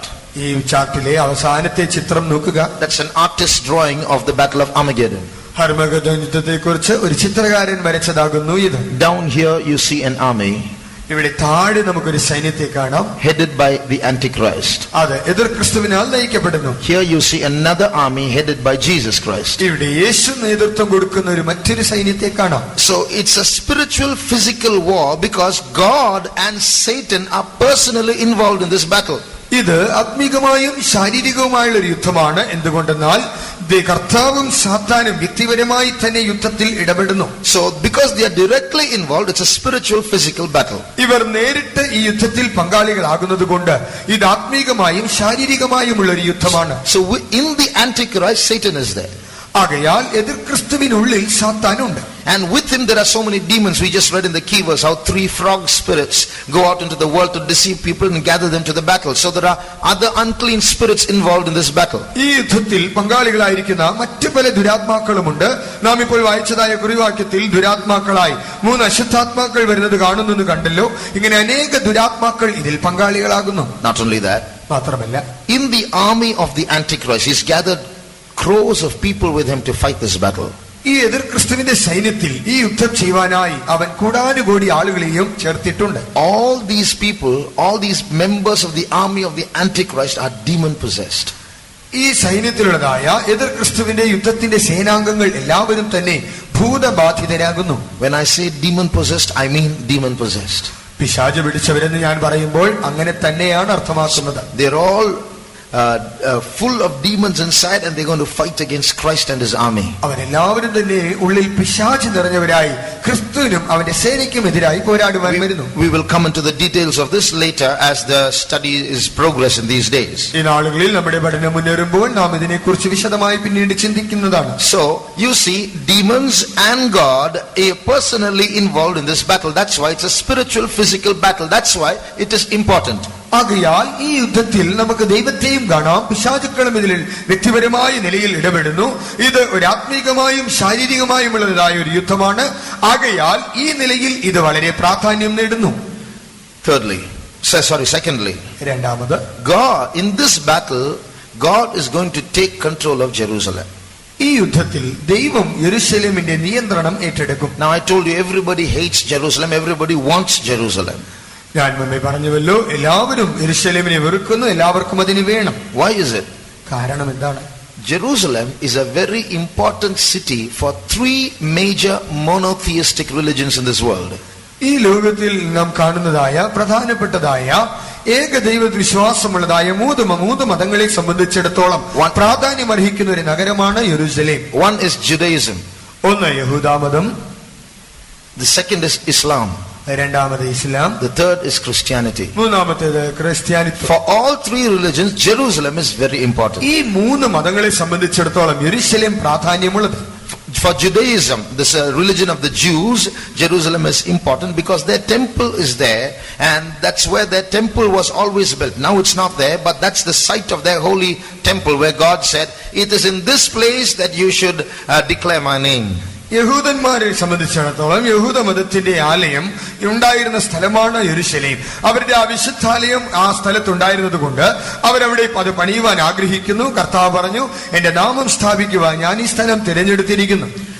So for them Jerusalem is very important. ആകയാൽ അവർക്ക് യെരൂശലേം വളരെ പ്രധാനപ്പെട്ടതാകുന്നു. In that war that I told you about in 1967, Israel captured Jerusalem, which was in the control of other people's hands till then. ഞാൻ നിങ്ങളോട് മുൻപേ പറഞ്ഞതുപോലെ 1967 ആണ്ടിൽ മറ്റുള്ളവരുടെ കൈക്കലായിരുന്ന യെരൂശലേമിന്റെ നിയന്ത്രണം ഇസ്രായേൽ പിടിച്ചടക്കി. For centuries, Jerusalem has not been in the hands of Israel. എത്രയോ നൂറ്റാണ്ടുകളായി യെരൂശലേം ഇസ്രായേലിയരുടെ കൈവശമായിരുന്നില്ല. You know, in Bible history, how the Egyptians, then the Assyrians, and then the Babylonians, the Medo-Persians, the Greeks, the Romans, one after the other started taking control of Jerusalem. നാം ബൈബിളിൽ നോക്കിയാൽ നമുക്ക് കാണുവാൻ കഴിയുന്നുണ്ട്, ഈ യെരൂശലേമിന്റെ നിയന്ത്രണം ഒന്നിൻ പിറകെ മറ്റൊന്നായി ഈജിപ്ഷ്യരും അരാമ്യരും ബാബിലോന്യരും മറ്റുവിധമായ സാമ്രാജ്യങ്ങൾ എല്ലാവരും ഇവരുടെ നിയന്ത്രണം ഏറ്റെടുത്തിരുന്നു. After that, the Byzantines, the Turks, the Britishers, one after the other, they started controlling Jerusalem. അതിനുശേഷമായി തുർക്കികളും ബ്രിട്ടീഷുകാരും ഒക്കെയും even though they got their independence in 1948, 1948 അവർക്ക് സ്വാതന്ത്ര്യം ലഭ്യമായി എങ്കിൽ തന്നെയും only part of Jerusalem was in their control. യെരൂശലേം ഭാഗികമായി മാത്രമേ അവരുടെ നിയന്ത്രണത്തിലായിരുന്നുള്ളൂ. It was in this 1967 6-day war that they got all of Jerusalem. 1967 ഈ 6 ദിന യുദ്ധത്തിലാണ് അവർ യെരൂശലേമിന്റെ മുഴുവൻ നിയന്ത്രണവും പിടിച്ചടക്കിയത്. Today the Israelites say that Jerusalem is their capital, but the UN, the United Nations organization, says no, we won't agree. That's a controversial land. Tel Aviv is your capital. ഇന്ന് Israel യെരൂശലേമാണ് തങ്ങളുടെ തലസ്ഥാന നഗരമെന്ന് പറയുമ്പോൾ ഐക്യരാഷ്ട്ര സംഘടന പറയുന്നത് അതൊരു തർക്കസ്ഥലമാകയാൽ അതിനെ ഞങ്ങൾ അംഗീകരിക്കുന്നില്ല, നിങ്ങളുടെ തലസ്ഥാനം ടെൽ അവീവ് ആയിരിക്കും. So even today this Jerusalem is under controversy. ആകയാൽ ഇന്നും യെരൂശലേം ഒരു തർക്ക വിഷയമായിരിക്കുന്നു. So of these three monotheistic religions, you see now Jerusalem is a problem for Judaism. ആകയാൽ ഇപ്പോൾ ഈ 3 ഏകദൈവ വിശ്വാസമുള്ള മതങ്ങളിൽ യെരൂശലേം യഹൂദ മതത്തിന് പ്രധാനപ്പെട്ടതെന്ന് കണ്ടു. So they want it. അവർക്ക് അതിനെ വേണം. Secondly, the Muslims also want it. രണ്ടാമതായി മുസ്ലിംകൾക്കും അത് വേണം. You know why? കാരണം അറിയാമോ? One, because of these wars that are going on for many ages. എത്രയോ കാലങ്ങളായി ഈ യുദ്ധം ഇങ്ങനെ നടന്നു പോകുന്നു. From the Old Testament Bible times these wars are taking place. എപ്പോഴാണെന്ന് നോക്കിയാൽ ഈ യുദ്ധം പഴയ നിയമകാലം മുതൽ തന്നെ ആരംഭിച്ചതാണ്. Now, for Islam, Jerusalem is an important country because they claim that their last prophet Muhammad was ascended to heaven from Jerusalem. ഇസ്ലാമിയരെ സംബന്ധിച്ചിടത്തോളം യെരൂശലേം വളരെ പ്രധാനപ്പെട്ടതാണെന്ന് അവർ പറയുന്നതിന്റെ കാരണം അവരുടെ അന്ത്യപ്രവാചകനായ മുഹമ്മദ് താൻ സ്വർഗത്തിലേക്ക് ആരോഹണം ചെയ്തത് ഈ യെരൂശലേമിൽ നിന്നായിരുന്നു എന്ന് അവർ വിശ്വസിക്കുന്നു. And their third most important place of worship is there in Jerusalem. അവരുടെ ആരാധനാ സ്ഥലങ്ങളിൽ മൂന്നാമത്തേതായി ആരാധനാ സ്ഥലം അത് യെരൂശലേമിൽ കാണപ്പെടുന്നു. So the Muslims want it. ആകയാൽ മുസ്ലിംകൾക്ക് അത് വേണം. The Christians want it because Jesus was born there and died there. ക്രിസ്ത്യാനികളെ സംബന്ധിച്ചിടത്തോളം യെരൂശലേം എന്ന് പറയുമ്പോൾ കർത്താവായ യേശുക്രിസ്തു അവിടെ ആകുന്നുവല്ലോ. He wasn't born there. That's why he served and died finally. കർത്താവായ യേശു അവിടെ ശുശ്രൂഷ ചെയ്ത് ഒടുവിൽ അവൻ അവിടെ മരിച്ചു. And even the previous centuries, the Roman Catholics held crusades and killed so many Jews to try to capture Jerusalem. മുന്നൂറ്റാണ്ടുകളിൽ Roman മതം അവിടെ വലിയ Crusades, wars, holy wars. അവർ വലിയ വിശുദ്ധ യുദ്ധങ്ങൾ നടത്തി ആ സ്ഥലം പിടിച്ചടക്കുവാൻ എത്രയോ യഹൂദന്മാരെ കൊന്നൊടുക്കുകയുണ്ട്. So now you see why Jerusalem, though it's a small city, is so important for crores in this world. ആകയാൽ യെരൂശലേം ഒരു ചെറിയ നഗരമായിരിക്കെ തന്നെ ഈ ലോകത്തിലുള്ള കോടാനുകോടി ആളുകളെ സംബന്ധിച്ചിടത്തോളം എത്രത്തോളം പ്രാധാന്യമുള്ളതാണെന്ന് നമുക്ക് മനസ്സിലാക്കുവാൻ കഴിയുന്നു. So Israel wants it. ആകയാൽ ഇസ്രായേലിനത് വേണം, Islam wants it. ഇസ്ലാം മതത്തിനത് വേണം, Christianity wants it. ക്രിസ്ത്യാനിത്വത്തിനും അത് വേണം, The Antichrist wants it. എതിർ ക്രിസ്തുവിനത് വേണം. We're going to see that. അതിനെക്കുറിച്ച് നോക്കാം. China is going to try to take control of Jerusalem. We're going to see that also. ചൈനയ്ക്കും യെരൂശലേമിന്റെ നിയന്ത്രണം വേണമെന്നുണ്ട്. അതിനെക്കുറിച്ച് പിന്നീട് So നോക്കാം. everyone is competing for Jerusalem, but in this battle of Armageddon, God is saying nobody is going to have it. I'm going to have it, and He'll take control of Jerusalem. യെരൂശലേമിന്റെ നിയന്ത്രണത്തിന് വേണ്ടി എല്ലാവരും മത്സരിക്കുമ്പോൾ ഈ യുദ്ധത്തിൽ കർത്താവ് പറയും, അതിന്റെ നിയന്ത്രണം ഞാൻ നിങ്ങൾക്ക് വിട്ടുതരികയില്ല, അതിന്റേതായി തീരും. So in this Jerusalem is going to be the world capital, the world headquarters in that 1,000-year reign after the Antichrist regime. എതിർ ക്രിസ്തുവിന്റെ ഭരണം കഴിഞ്ഞിട്ടുള്ളതായ 1000 ആണ്ട് വാഴ്ചയിൽ ആഗോള തലസ്ഥാനമായി യെരൂശലേം മാറ്റപ്പെടും. Thirdly, the മൂന്നാമത്, third reason why this battle is important. ഈ യുദ്ധത്തിന് ഇത്രത്തോളം പ്രാധാന്യമുണ്ടെന്ന് പറയുന്നതിന്റെ മൂന്നാമത്തെ കാരണം, It's going to be a battle that ends all battles. അത് എല്ലാ യുദ്ധങ്ങൾക്കും അന്ത്യം കുറിക്കുന്ന ഒരു യുദ്ധമായി തീരും. For example, in this last century, you've seen this last century has seen more bloodshed in this world than all the other centuries put together. ഈ അവസാനത്തെ നൂറ്റാണ്ടിനെ നമ്മൾ നോക്കിയാൽ മറ്റെല്ലാ നൂറ്റാണ്ടുകളിലും നടന്നതായ രക്തച്ചൊരിച്ചിലുകളെ ഒരുമിച്ച് കൂട്ടിയാൽ അതിനേക്കാൾ അധികം രക്തച്ചൊരിച്ചിൽ ഈ നൂറ്റാണ്ടിൽ നടന്നിട്ടുണ്ട്. The 4 world wars that I spoke to you about will all take place in the span of 100 years, 1 century. നോക്കുക, ഞാൻ മുന്നേ പറഞ്ഞ ഈ 4 ലോകമഹായുദ്ധങ്ങളും തന്നെ ഒരു നൂറ്റാണ്ടിൽ ഒരു 100 വർഷത്തിന്റെ ആ ഇടവേള വിട്ട് സംഭവിക്കുന്നു. In the tribulation period, ഉപദ്രവകാലത്തിൽ there's going to be so much of battle going on that today the population of this world is a little more than 600 crores. ഇന്നത്തെ ലോക ജനസംഖ്യ എന്ന് പറയുമ്പോൾ അത് 600 കോടിയേക്കാളും അല്പമധികമാണ്. But it's going to be less than half because of so much of death going to take place in the tribulation period. എന്നാൽ ഉപദ്രവകാലത്തിലെ ആ യുദ്ധങ്ങൾ, മരണങ്ങൾ നിമിത്തമായി അത് അതിന്റെ പകുതിയിലും അധികമായി കുറഞ്ഞു പോകും. Which means in the 300 years, in the 7 years of tribulation period, more than 300 crores of people are going to die. ഈ 7 വർഷത്തെ ഉപദ്രവകാലത്തിൽ 300 കോടിയിൽ പരം ആളുകൾ മരിക്കും. And here's the bad news. Here's the bad news. ഇവിടെയാകുന്ന ഒരു ദുർവർത്തമാനം, Many in India are going to die. ഭാരതത്തിലുള്ള അനേകർ മരിക്കുവാൻ പോകുന്നു. There are clues for that from the Bible itself. ബൈബിളിൽ തന്നെ അതിനുള്ളതായ തെളിവുകളുണ്ട്. We'll see that in the days to come. അത് വരുവാനുള്ള നാളുകളിൽ നമുക്ക് നോക്കാം. So although thousands and thousands and millions have been dying through this century, this 4th battle will be the battle that will put an end to bloodshed. എത്രയോ നൂറ്റാണ്ടുകളായി എത്രയോ ജനങ്ങൾ കൊല്ലപ്പെട്ടുകൊണ്ടേയിരിക്കുന്നുവെങ്കിലും ഈ ഹർമഗദോൻ യുദ്ധത്തിലൂടെ ഈ യുദ്ധങ്ങൾക്കെല്ലാം ഒരു അന്ത്യം കുറിക്കപ്പെടും. So in this century and the last century, we've been seeing battles and battles and battles and millions dying. But this war will end those battles. After that, for 1,000 years, not one battle in this world. ഈ നൂറ്റാണ്ടിലും കഴിഞ്ഞ നൂറ്റാണ്ടിലുമായി എത്രയോ യുദ്ധങ്ങൾ നടന്ന് ദശലക്ഷക്കണക്കിന് ആളുകൾ കൊല്ലപ്പെട്ടുകൊണ്ടേയിരുന്നു. എന്നാൽ ഈ 4ാമത്തെ ലോകമഹായുദ്ധത്തോടുകൂടി യുദ്ധങ്ങൾക്ക് ഒരു അന്ത്യം കുറിക്കപ്പെടും. പിന്നീട് 1000 വർഷത്തേക്ക് യുദ്ധമേ ഉണ്ടാവുകയില്ല. After that, there'll be just one final battle, and then this universe will disappear. അതിനുശേഷമായി ഒരേ ഒരു അന്തിമ യുദ്ധം, അതിനുശേഷം ഈ പ്രപഞ്ചം തന്നെ അപ്രത്യക്ഷമാകും. The 4th reason why this battle is important. ഈ യുദ്ധത്തിന് പ്രാധാന്യമുള്ളതിന്റെ 4ാമത്തെ കാരണം, through this battle there'll be a great cleansing in the land. ഈ യുദ്ധത്തിലൂടെ ദേശത്തൊരു വലിയ ശുദ്ധീകരണം ഉണ്ടാകും. That means now we know how sin is increasing. ഇന്ന് പാപം എങ്ങനെ പെരുകുന്നു എന്ന് നമുക്കറിയാം. How new founded religions are increasing. പുതുതായി നൂതന മതങ്ങൾ ആവിർഭവിക്കുന്നതും കാണുവാൻ. We know how Satanism is increasing. സാത്താന്യ മതവും എങ്ങനെ വർദ്ധിക്കുന്നു എന്ന് നമുക്കറിയാം. We know how worldliness is increasing. ലൗകികത പെരുകുന്നതും നമുക്കറിയാം. But with this world war, this whole world will be cleansed of sin and Satanism and worldliness and every other false religion in this world. എന്നാൽ നാലാമത്തെ ഈ ലോകമഹായുദ്ധത്തോടുകൂടി ഇന്ന് ലോകത്തിൽ കാണുന്ന പാപം, സാത്താന്യ മതം, ലൗകികത, ഈ ലോകത്തിലെ തെറ്റായ പ്രവണതകളെല്ലാം തന്നെ തുടച്ചു മാറ്റപ്പെട്ട് ഒരു ശുദ്ധീകരണം ഉണ്ടാകും. The Quran says that finally a time will come when every other religion will be removed from this world and Islam will be the world religion. ഖുർആൻ പ്രകാരം പറയുന്നുണ്ട്, ആദ്യ നാളുകളിൽ ലോകത്തിലെ മറ്റു മതങ്ങളെല്ലാം മാറ്റപ്പെട്ട് ഈ ഇസ്ലാം മാത്രം ഈ ലോകത്തിന്റെ മതമായി മാറ്റപ്പെടും. The Bible says no, every other religion will go out and Jesus will rule in this world with his saints and Christianity will be the world religion. Bible പറയുന്നത് അങ്ങനെയല്ല, മറ്റു മതങ്ങളെല്ലാം തുടച്ചു മാറ്റപ്പെടും, കർത്താവായ യേശുവും തന്റെ വിശുദ്ധന്മാരുമായി ഭരണം നടത്തും, ക്രിസ്ത്യാനിത്വം മാത്രമേ ലോകത്തിലുണ്ടാകൂ. So we will wait and see which is going to be true. നമുക്ക് കാത്തിരുന്ന് കാണാം ഏതായിരിക്കും സത്യമെന്ന്. So in this final battle, it's a battle between good and evil, this fourth world war, this battle of Armageddon, and now today evil seems to be having the upper hand, but with that battle good will triumph over evil. ഈ നാലാമത്തെ ലോകമഹായുദ്ധം അഥവാ അന്തിമ യുദ്ധം എന്ന് പറയുമ്പോൾ അത് നന്മയ്ക്കും തിന്മയ്ക്കും എതിരെയുള്ളതായ ഒരു യുദ്ധമാണ്. ഈ നാളുകളിൽ എല്ലാ പോരാട്ടങ്ങളിലും തിന്മ മേൽക്കൈ നേടുന്നതായി നമുക്ക് കാണാം. എന്നാൽ ഈ ഒടുവിലത്തെ ഈ യുദ്ധത്തിൽ നോക്കിയാൽ നന്മയ്ക്കായിരിക്കും സമ്പൂർണ്ണ ജയം.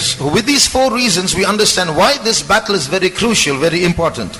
ഈ യുദ്ധം എത്രത്തോളം നിർണായകമാണ്, എത്രത്തോളം പ്രാധാന്യമാണ് എന്നുള്ളതിന് ഈ 4 കാരണങ്ങൾ നമ്മൾ കണ്ടു കഴിഞ്ഞു. The next question, അടുത്ത ചോദ്യം, the first question that we saw is why this battle is important. ഈ യുദ്ധത്തിന് ഇത്രത്തോളം പ്രാധാന്യമുള്ളത് എന്തുകൊണ്ട് എന്നുള്ള ചോദ്യത്തിന് ഉത്തരം കണ്ടെത്തി. The second question is, രണ്ടാമത്തെ ചോദ്യം, why does this battle take place? What is it that causes this battle?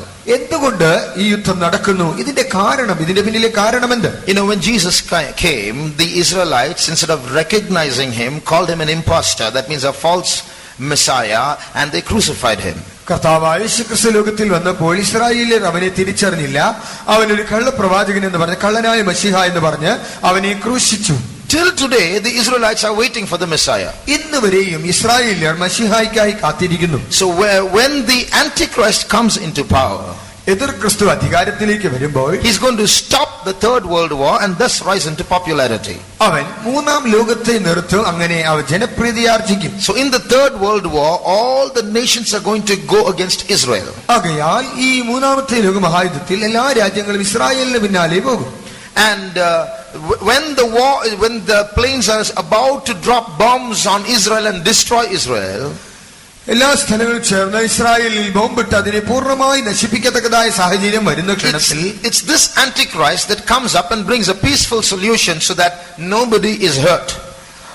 ഈ നിർണായകമായ സമയത്ത് ഈ എതിർ ക്രിസ്തു വന്ന് അവൻ ആ യുദ്ധത്തിനുള്ളതായ പരിഹാരങ്ങളെ കൊണ്ടുവരും. അങ്ങനെ ആർക്കും ദോഷമില്ലാതെ അത് കലാശിക്കും. That's how Israel is spared. അങ്ങനെയാകുന്നു ഇസ്രായേൽ രക്ഷപ്രാപിക്കുക. So they think that this man is the Messiah. ആകയാൽ ഇവനാണ് മശീഹ എന്ന് ഇസ്രായേല്യർ ചിന്തിക്കും. Because he rises up as Israel's peacemaker. എന്തുകൊണ്ടെന്നാൽ ഇസ്രായേലിന്റെ സമാധാനത്തിന്റെ കാരണഭൂതനായി അവൻ ഉദിക്കും. So when he comes to power, for the first 3.5 years of his rule, there will be no problem for Israel. ആകയാൽ അവൻ അധികാരത്തിൽ വന്നിട്ട് ആദ്യത്തെ 3.5 വർഷക്കാലത്തോളം ഇസ്രായേലിന് യാതൊരുവിധമായ പ്രശ്നങ്ങളും ഉണ്ടാവുകയില്ല. But at the end of those 3.5 years, എന്നാൽ ഈ 3.5 വർഷക്കാലങ്ങളുടെ കാലം തീരുമ്പോൾ he will do something very unexpected. Israel doesn't expect him to do it. He does something very, very wrong. That is wrong in Israel's law. ഇസ്രായേലിനെ സംബന്ധിച്ചിടത്തോളം ഈ 3.5 വർഷക്കാലത്തിന്റെ ഒടുവിലായി Israel ഒട്ടും പ്രതീക്ഷിക്കാത്ത, ഇസ്രായേലിനെ സംബന്ധിച്ചിടത്തോളം അവരുടെ പ്രതീക്ഷയ്ക്ക് വിരോധമായ വളരെ തെറ്റായ, അവരുടെ ന്യായപ്രമാണത്തെ സംബന്ധിച്ചിടത്തോളം വളരെ തെറ്റായ ഒരു പ്രവൃത്തി, അവരൊട്ടും പ്രതീക്ഷിക്കാത്തതൊന്ന് ഇവൻ ചെയ്യും. We will see those details in the days to come. വരുവാനുള്ള നാളുകളിൽ അതിന്റെ വിശദാംശങ്ങൾ നോക്കാം. So when he does that, Israel starts resisting him. അവൻ അങ്ങനെ ചെയ്യുവാൻ തുടങ്ങുമ്പോൾ ഇസ്രായേൽ അവനോട് എതിർക്കുവാൻ തുടങ്ങും. Then for the second 3.5 years, the whole of Israel is going to be in trouble. ആകയാൽ രണ്ടാമത്തെ 3.5 വർഷക്കാലം ഇസ്രായേൽ വലിയ കുഴപ്പത്തിലായി തീരും. In that time the Antichrist will take control of Jerusalem. ആ കാലയളവിൽ എതിർ ക്രിസ്തു യെരൂശലേമിന്റെ നിയന്ത്രണം ഏറ്റെടുക്കും. So for the next 3.5 years he will try to grab control over Jerusalem. അടുത്ത 3.5 വർഷക്കാലം യെരൂശലേമിനെ മേൽ പിടിമുറുക്കുവാൻ അവൻ ശ്രമിക്കും. And he will succeed partially. അവൻ അതിൽ ഭാഗിക വിജയം നേടുകയും ചെയ്യും. It's at the end of that period that Jesus comes down to take control of Jerusalem. ആ കാലത്തിന്റെ ഒടുവിലാണ് യെരൂശലേമിന്റെ നിയന്ത്രണം ഏറ്റെടുക്കുവാൻ കർത്താവായ യേശുക്രിസ്തു വരുന്നത്. Just before that, towards the end of the 7 years of tribulation period, there will be a lot of confusion in the rule of the Antichrist. ഈ പീഡാകാലത്തിന്റെ ഒടുവിലായി 7.5 വർഷക്കാല ഭരണം തീരുന്നതിന് മുൻപായി എതിർക്രിസ്തുവിന്റെ ഭരണത്തിൽ വലിയ ആശയക്കുഴപ്പങ്ങൾ, സംഘർഷങ്ങൾ ഉണ്ടാകും. The Antichrist takes control of Jerusalem and he sees Christ coming down. He gathers all the armies to fight against Christ and his armies. എതിർക്രിസ്തു യെരൂശലേമിന്റെ നിയന്ത്രണം ഏറ്റെടുക്കും. കർത്താവായ യേശുക്രിസ്തു തന്റെ സൈന്യവുമായി വരുന്നത് കാണുമ്പോൾ ഇവൻ സകലവിധമായ തന്റെ സേനയെയും കൂട്ടിച്ചേർത്തുകൊണ്ട് ക്രിസ്തുവിനും അവന്റെ സേനയ്ക്കുമെതിരായി യുദ്ധം ചെയ്യുവാൻ പുറപ്പെടും. The cause of this fourth world war, the battle of Armageddon, is again Jerusalem. ആകയാൽ 4ാമത്തെ ലോകമഹായുദ്ധമായ ഹർമഗദോൻ യുദ്ധത്തിന്റെയും കാരണം വീണ്ടും യെരൂശലേം തന്നെയാകുന്നു. Just think of this before we move on. നമ്മൾ തുടർന്നു പോകുന്നതിന് മുൻപായി അതിനെക്കുറിച്ചൊന്ന് ചിന്തിച്ചു നോക്കാം. If literal Jerusalem is going to be so important that world wars have to be fought to protect it, അക്ഷരീകമായ യെരൂശലേം എത്രയോ യുദ്ധങ്ങൾ നടത്തപ്പെടുവാൻ തക്കവണ്ണം അത്രയും പ്രാധാന്യം അർഹിക്കുന്ന ഒന്നാണെങ്കിൽ, the Bible says he is not a Jew which is a Jew outwardly, but he is a Jew who is a Jew inwardly. It means the spiritual Jerusalem is more important than the literal Jerusalem. Bible പറയുന്നത് പുറമേ യഹൂദനായവനല്ല യഹൂദൻ, അകമേ യഹൂദനായവനത്രേ യഹൂദൻ. അഥവാ ഈ അക്ഷരീകമായ യെരൂശലേമിനേക്കാൾ ആത്മീക യെരൂശലേം എത്രയോ പ്രാധാന്യമുള്ളതാകുന്നു. See, if literal Jerusalem is being protected so much by God, imagine how much more you and I are being protected by God. നോക്കുക, ഈ അക്ഷരീകമായ യെരൂശലേം ദൈവത്താൽ ഇത്രത്തോളം സംരക്ഷിക്കപ്പെടുന്നുവെങ്കിൽ ആത്മീക യെരൂശലേമായി നിങ്ങളും ഞാനും ദൈവത്താൽ ഇത്രത്തോളം സൂക്ഷിക്കപ്പെടുന്നു. If you feel that you are in danger and God has forsaken you and abandoned you and handed you over to the enemy, it's your unbelief, it's not reality. നിങ്ങൾ അപകടത്തിലായി, നിങ്ങളുടെ യുദ്ധങ്ങളിൽ കർത്താവ് നിങ്ങളെ കൈവിട്ടു, ശത്രുവിന്റെ കയ്യിൽ ഏൽപ്പിച്ചു എന്ന് നിങ്ങൾ ചിന്തിക്കുന്നുവെങ്കിൽ അത് നിങ്ങളുടെ അവിശ്വാസം മാത്രമാണ്, അതൊരിക്കലും സത്യമല്ല. Ask God to open your eyes to see what the truth is. സത്യം എന്താണെന്ന് അറിയേണ്ടതിന് നിങ്ങളുടെ കണ്ണുകളെ തുറന്നു തരുവാൻ ദൈവത്തോട് ചോദിക്കുക. The next question, അടുത്ത ചോദ്യം, where is this battle going to take place? ഈ യുദ്ധം എവിടെ നടക്കുവാൻ പോകുന്നു? As the name suggests, it's called the Battle of Armageddon. Armageddon is a place. ഈ യുദ്ധത്തിന്റെ പേര് ഹർമഗദോൻ യുദ്ധം എന്നാണല്ലോ. ആകയാൽ ഹർമഗദോനിൽ ഈ യുദ്ധം നടക്കുവാൻ പോകുന്നു. So we read that in the last verse. Revelation 16:16. He gathered them. The Antichrist gathered them together in a place called Armageddon. വെളിപ്പാട് പുസ്തകം 16-ാം അധ്യായം 16-ാം വാക്യത്തിൽ നാം വായിച്ചു കേട്ടുവല്ലോ, ഹർമഗദോൻ എന്ന സ്ഥലത്ത് അവരെ കൂട്ടിച്ചേർത്തു. That word Armageddon comes from the Hebrew word Har Megiddo, which means the Mount of Megiddo. ഇവിടെ ഹർമഗദോൻ എന്നതായ പേര് മൗണ്ട് ഹെഗിദോ എന്നൊരു പേരിൽ നിന്ന് വന്നതാണ്, അഥവാ മെഗിദ്ദോ പർവ്വതം എന്നതിൽ നിന്ന് ആവിർഭവിച്ചു. Where is that Megiddo? എവിടെയാണ് ഈ Megiddo? It's a place in central Israel. അത് ഇസ്രായേലിന്റെ മധ്യഭാഗത്തുള്ളതായ മധ്യ ഇസ്രായേലിലുള്ള ഒരു സ്ഥലം. There's a mountain. അവിടെ ഒരു പർവ്വതം. And there's a valley. അവിടെ ഒരു താഴ്വരയുമുണ്ട്. It's in that valley, it's a vast expanse of land, about 200 square miles. 200 ചതുരശ്ര മൈൽ ഭൂപ്രദേശം ഉൾപ്പെടുന്ന ഒരു വിശാലമായ സ്ഥലം ആ താഴ്വരയിലുണ്ട്. It's also called the Valley of Jezreel in the Bible. ബൈബിളിൽ ഇസ്രയേൽ താഴ്വര എന്നും കൂടി അത് വിളിക്കപ്പെടുന്നു. It is in that location that this war is going to take place. ആ പ്രത്യേകമായ സ്ഥലത്താണ് ഈ യുദ്ധം നടക്കുവാൻ പോകുന്നത്. Look at the chart in front of you. നിങ്ങളുടെ മുൻപിലുള്ള ചാർട്ടിൽ നോക്കുക. This is the picture of that valley. ആ താഴ്വരയുടെ ചിത്രം ഇവിടെ കാണുന്നുണ്ട്. So it's a vast expanse, about 200 square miles. അത് 200 ചതുരശ്ര മൈൽ വിസ്തൃതിയുള്ളതായ ഒരു വിശാലമായ ഭൂപ്രദേശം. The city of Nazareth, നസറത്ത് നഗരം, the Mount Carmel that we read of, where Elijah competed with the prophets of Baal. ബാലിന്റെ പ്രവാചകന്മാരോട് എലിയാവ് ഏറ്റുമുട്ടിയതായ കർമേൽ പർവ്വതം. They are all in that vicinity, in that area. അവയെല്ലാം തന്നെ ഈ സ്ഥലത്ത് ഉൾപ്പെടുന്നതാണ്. So this is the site of this battlefield. ആകയാൽ ഈ യുദ്ധക്കളം ഇത് തന്നെയാണ്. Now in history itself, many wars have already been fought in this valley. ചരിത്രത്തിൽ തന്നെയും നാം നോക്കിയാൽ ഈ താഴ്വരയിൽ എത്രയോ യുദ്ധങ്ങൾ മുൻപേ നടന്നിട്ടുണ്ട്. For example, ഉദാഹരണമായി the battle that took place between Israel and Sisera, the Canaanite. കനാന്യനായ സീസെരയും ഇസ്രായേലിലും തമ്മിൽ നടന്ന യുദ്ധം, The site of the battle was this valley. ആ യുദ്ധവും ഈ സ്ഥലത്ത് ഈ താഴ്വരയിൽ വെച്ചാണ് നടത്തപ്പെട്ടത്. Read Judges chapter 5 and verse 19. ന്യായാധിപന്മാരുടെ പുസ്തകം 5-ാം അധ്യായം 19-ാം വാക്യം. രാജാക്കന്മാർ വന്നു പൊരുതു. താനാക്കിൽ വെച്ച് മെഗിദോ വെള്ളത്തിനരികെ കനാന്യ ഭൂപന്മാർ അന്ന് പൊരുതു. വെള്ളി അങ്ങവർക്ക് കൊള്ളയായില്ല. The kings came and fought, then fought the kings of Canaan in Tanakh by the waters of Megiddo. They took no gain of money. So here we see that this fight, this battle took place at Megiddo. ഈ യുദ്ധവും മെഗിദ്ദോയിൽ വെച്ച് നടന്നു എന്ന് കാണുന്നു. Not only that, മാത്രമല്ല in the days of Josiah, the king of Judah, യഹൂദ രാജാവായ യോശിയാവിന്റെ നാളുകളിൽ a war took place where one Pharaoh Necho of Egypt came and fought. ഒരു മിസ്രൈമ്യ രാജാവായ ഫറവോൻ നെക്കോ അവിടെ വന്ന് യുദ്ധം ചെയ്തു. That was also in the site of Megiddo. അതും മെഗിദ്ദോ എന്ന സ്ഥലത്ത് വെച്ചാണ് ആ യുദ്ധവും നടത്തപ്പെട്ടത്. Read 2 Chronicles chapter 35 and verse 22. 2 ദിനവൃത്താന്തം 35-ാം അധ്യായം 22-ാം വാക്യം. എങ്കിലും യോശിയാവ് വിട്ടുതിരിയാതെ അവനോട് യുദ്ധം ചെയ്യേണ്ടതിന് വേഷം മാറി നെഖോ പറഞ്ഞ ദൈവവചനങ്ങളെ കേൾക്കാതെ അവൻ മെഗിദോ താഴ്വരയിൽ യുദ്ധം ചെയ്യുവാൻ വന്നു. Nevertheless, Josiah would not turn his face from him, but disguised himself that he might fight with him, and hearkened not unto the words of Necho from the mouth of God, and came to fight in the valley of Megiddo. So here we see this battle also takes place at the valley of Megiddo. ഈ യുദ്ധവും Megiddo താഴ്വരയിൽ വെച്ച് നടത്തപ്പെടുന്നു എന്ന് നമുക്ക് കാണാം. Not only these two battles, this is just biblical history, but in extra biblical history also, many battles have taken place. In fact, it is this spot in the world that has faced more battles than in any other area in the world. ഇപ്പോൾ പറഞ്ഞതായ രണ്ട് യുദ്ധങ്ങളും ബൈബിളിൽ പരാമർശിച്ചിട്ടുള്ളതാണ്. എന്നാൽ ബൈബിളിൽ പരാമർശിക്കാത്തതായ എത്രയോ യുദ്ധങ്ങൾ ഇവിടെ നടന്നിട്ടുണ്ട്. വാസ്തവത്തിൽ പറഞ്ഞാൽ ലോകത്തിൽ ഏറ്റവും അധികം യുദ്ധത്തെ കണ്ടിട്ടുള്ള ഒരു സ്ഥലമാണ് ഈ മെഗിദ്ദോ താഴ്വര. So one more battle is going to happen, and that's the battle of battles, the battle of Armageddon. ആകയാൽ ഇവിടെ വെച്ച് മറ്റൊരു യുദ്ധവും കൂടി നടത്തപ്പെടുന്നു. യുദ്ധങ്ങളുടെ യുദ്ധം എന്ന് വിളിക്കപ്പെടുന്ന ഹർമഗദ്ദോൻ യുദ്ധമാകുന്നു അത്. Today this name is being used for many things in this world. For any major holocaust, for any major showdown or battle, they use the word Armageddon.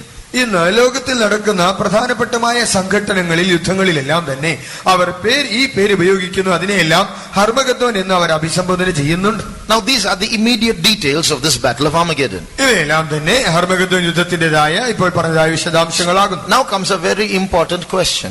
ഇപ്പോൾ ഒരു വലിയ ചോദ്യത്തിലേക്ക് വരുന്നു. All right, we heard about the battle of Armageddon. It's going to take place somewhere far away from Tiruvallat, and it's going to take place sometime in the future. We don't know if you're going to be alive or dead. How does it connect with us today?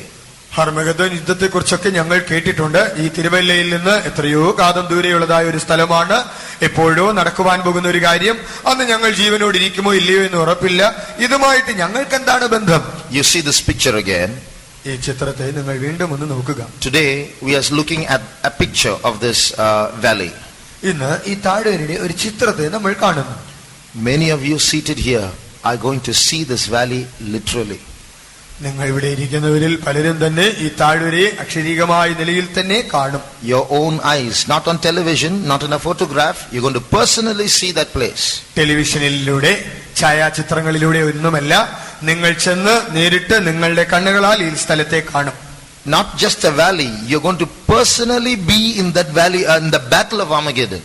നിങ്ങൾ ഒരു താഴ്വരയായി കാണുകയില്ല, ആ ഹർമഗദ്ദോൻ യുദ്ധക്കളത്തിൽ നിങ്ങൾ തന്നെ ഉണ്ടായിരിക്കും. So you're not going to just see it through television, you're going to personally see that battle and participate in that battle. നിങ്ങൾ ടെലിവിഷനിൽ കൂടി താഴ്വര കാണുകയില്ല, ആ താഴ്വരയിലെ യുദ്ധക്കളത്തിൽ നിങ്ങൾ ഉണ്ടായിരിക്കും, ആ യുദ്ധത്തിൽ നിങ്ങൾ പങ്കുവഹിക്കുകയും ചെയ്യും. Can you see a picture of yourselves? You are on this chart. Do you know?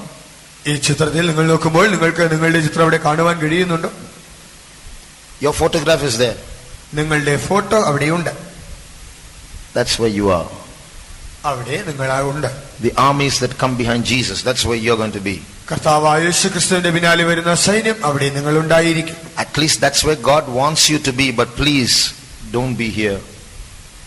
അവിടെ ആകാനാണ് ദൈവം നിങ്ങളെ കുറിച്ച് ആഗ്രഹിക്കുന്നത്. എന്നാൽ കുറഞ്ഞപക്ഷം നിങ്ങൾ ഈ വശത്ത് ഈ പക്ഷത്ത് ആകരുതേ. There also many crores of human beings are there. Please don't go into that army. അവിടെയും കോടിക്കണക്കിന് മനുഷ്യരുണ്ട്. ദയവായി ആ സൈന്യത്തിൽ ചേരുവാൻ നിങ്ങൾ പോകരുതേ. So, two armies of human beings are going to be involved in this battle where God and Satan are going to clash. ആകയാൽ സാത്താനും ദൈവവും തമ്മിൽ ഏറ്റുമുട്ടുന്ന ഈ യുദ്ധത്തിൽ എത്രയോ കോടിക്കണക്കിന് മനുഷ്യർ രണ്ട് ഭാഗങ്ങളിൽ നിന്നായി പൊരുതുവാൻ പോകുന്നു. On which side are we going to be? നാം ഏത് പക്ഷത്ത് നിൽക്കുവാൻ പോകുന്നു? So we must be conscious of this one fact.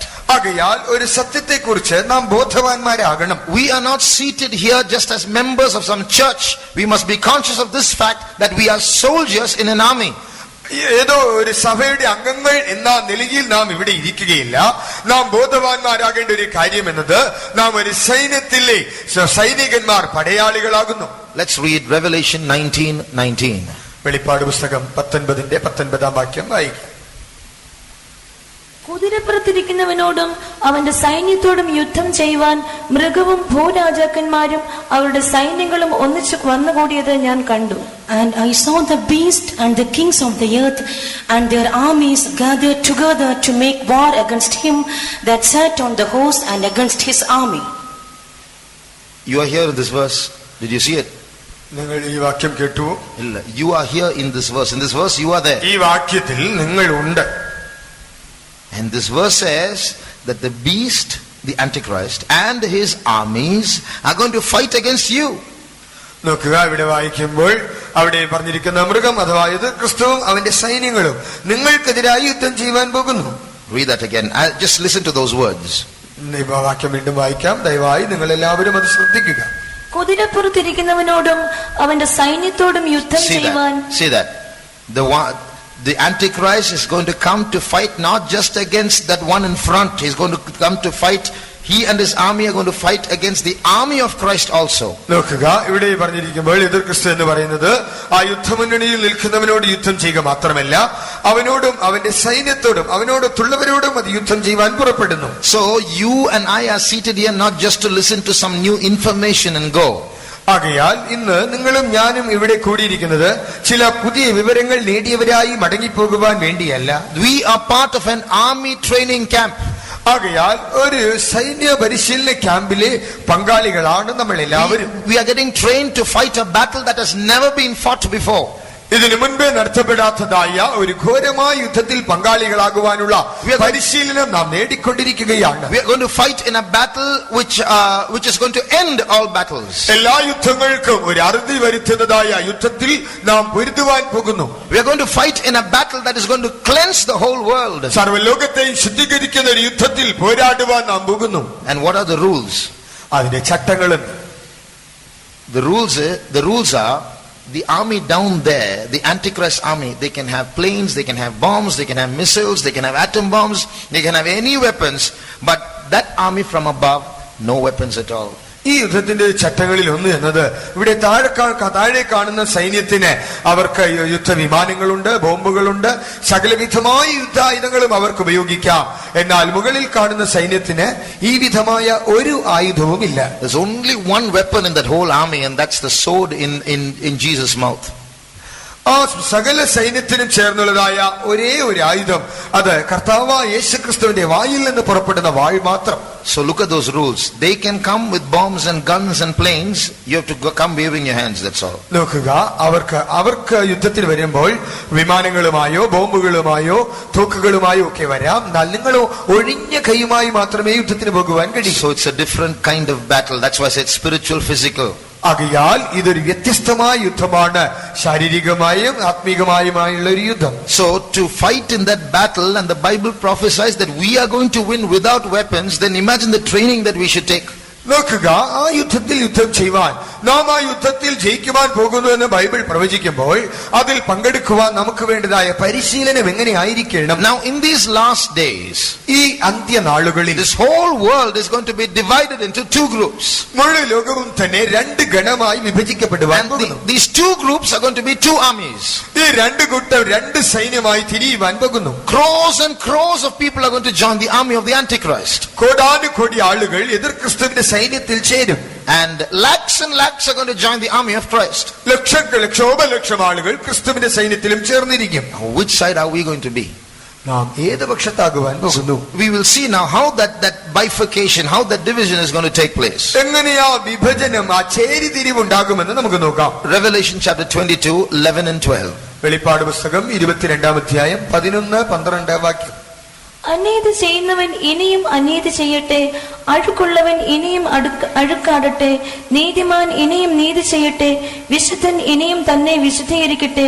ഇതാ ഞാൻ വേഗം വരുന്നു, ഓരോരുത്തന് അവനവന്റെ പ്രവൃത്തിക്ക് തക്കവണ്ണം കൊടുപ്പാൻ പ്രതിഫലം എന്റെ പക്കലുണ്ട്. He that is unjust, let him be unjust still, and he which is filthy, let him be filthy still, and he that is righteous, let him be righteous still, and he that is holy, let him be holy still. And behold, I come quickly. Enough.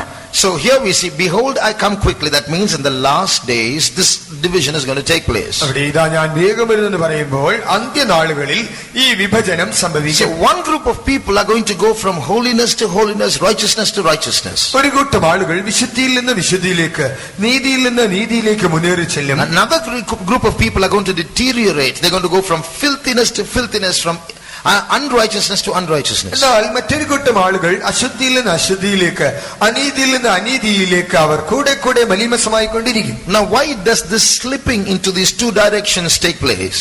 എന്തുകൊണ്ടാണ് ഈ രണ്ട് വിധമായ നിലയിലേക്ക് ആളുകൾ വഴുതി മാറുന്നത്? Because there are two powers that are pulling them on either side. എന്തുകൊണ്ടെന്നാൽ രണ്ട് ശക്തികൾ രണ്ട് വശങ്ങളിലേക്കായി ഇവരെ വലിക്കുന്നു. And these two powers are represented by two women in the Bible. ഈ രണ്ട് ശക്തികളും ബൈബിളിൽ രണ്ട് വിധമായ സ്ത്രീകളാൽ പ്രതിനിധാനം ചെയ്യപ്പെടുന്നു. One is a woman in Revelation chapter 12. ഒന്ന് വെളിപ്പാട് പുസ്തകം 12-ാം അധ്യായത്തിൽ കാണുന്ന സ്ത്രീ. Most of us know that, represented by a picture here. ഇവിടെ പറഞ്ഞിരിക്കുന്ന, ഇവിടെ പ്രതിനിധാനം ചെയ്യുന്ന ആ ചിത്രം നമുക്ക് മിക്കപേർക്കും സുപരിചിതമാണ്. This is a woman alluring people towards holiness. ഈ സ്ത്രീ ആളുകളെ വിശുദ്ധിയിലേക്ക് ആകർഷിക്കുന്ന ഒരു സ്ത്രീയാകുന്നു. Here's another woman, she's in Revelation 17, alluring people towards filthiness. ഇവിടെ മറ്റൊരു സ്ത്രീയെ കാണാം. വെളിപ്പാട് പുസ്തകം 17-ാം അധ്യായത്തിലുണ്ട്, ആളുകളെ അശുദ്ധിയിലേക്ക് വലിച്ചിഴക്കുന്നതായ ഒന്ന്. That white sun-clad woman is the church of God.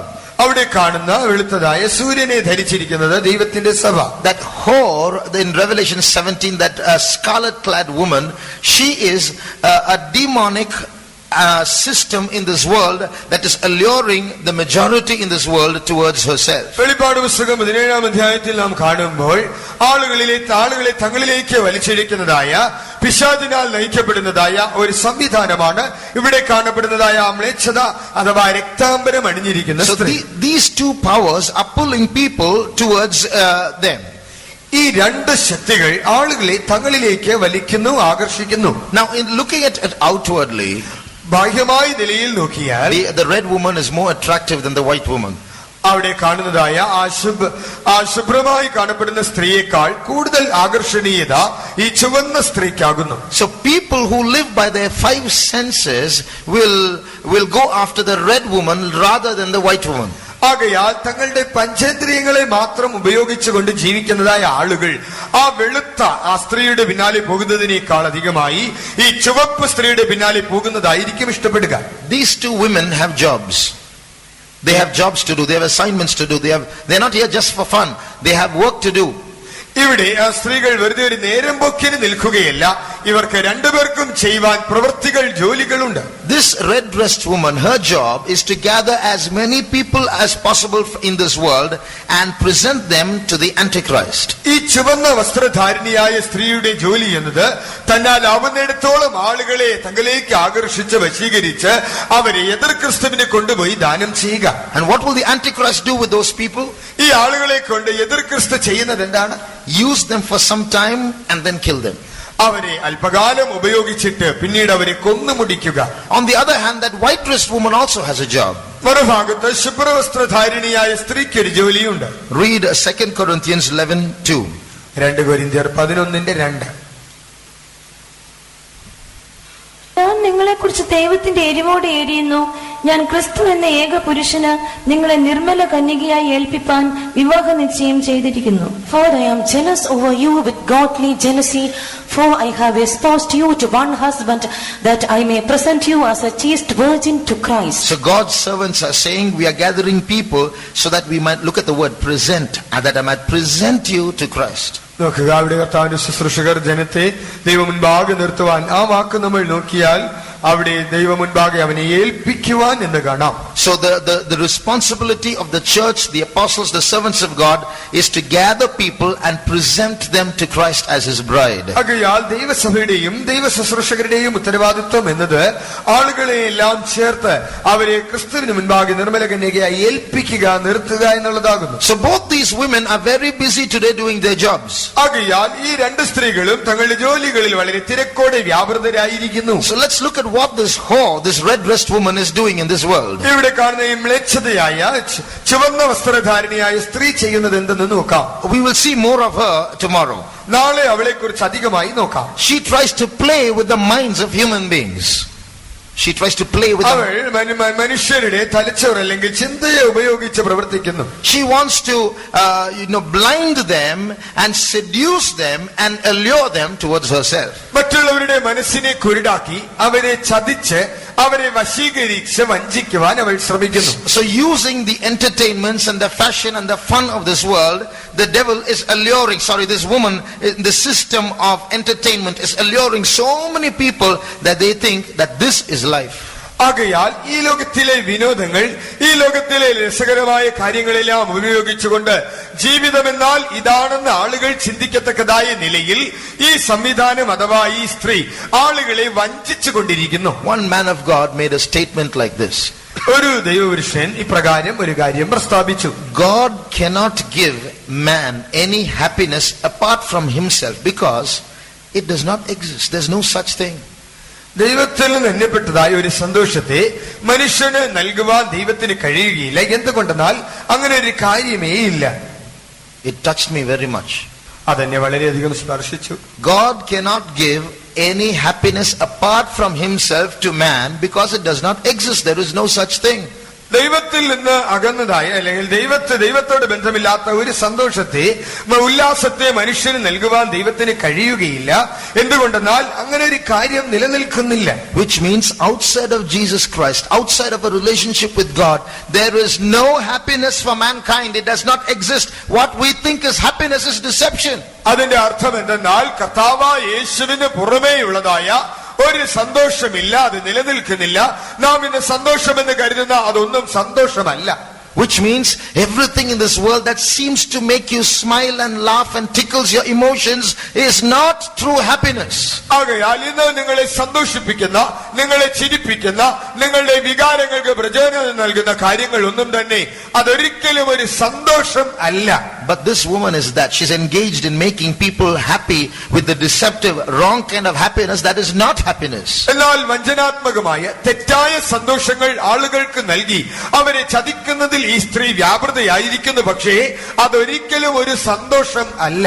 Those who do not have discernment, those who don't know what's going on, those who are spiritually blind, they are the ones who will go after the fun that this woman offers. ആത്മീകമായി കാര്യങ്ങളെ വിവേചിച്ചറിയുവാൻ കഴിയാതെ ആത്മീകമായി കുരുടന്മാരായിരിക്കുന്നവർ ഈ സ്ത്രീ ചെയ്യുന്ന കാര്യങ്ങളിൽ അവർ വഞ്ചിക്കപ്പെട്ട് അവർ മാത്രമേ ഇതിന്റെ പിന്നാലെ പോകൂ.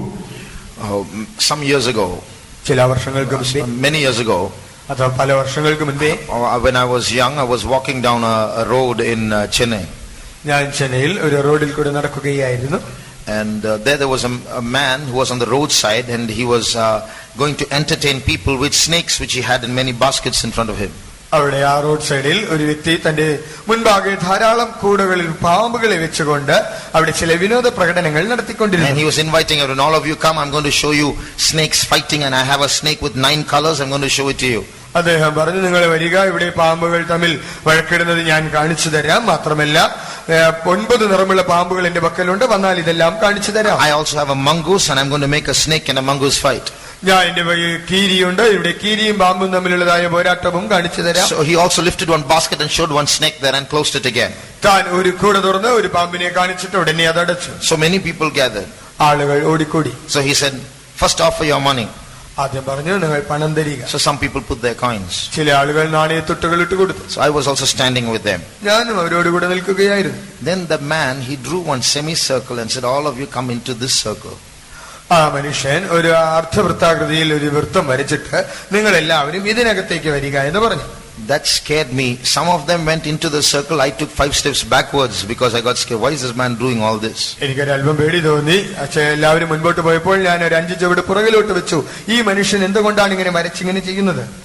So then, as I was watching from far away, ഞാൻ ദൂരെ മാറി നിന്ന് ശ്രദ്ധിച്ചപ്പോൾ he looked at the men inside the circle.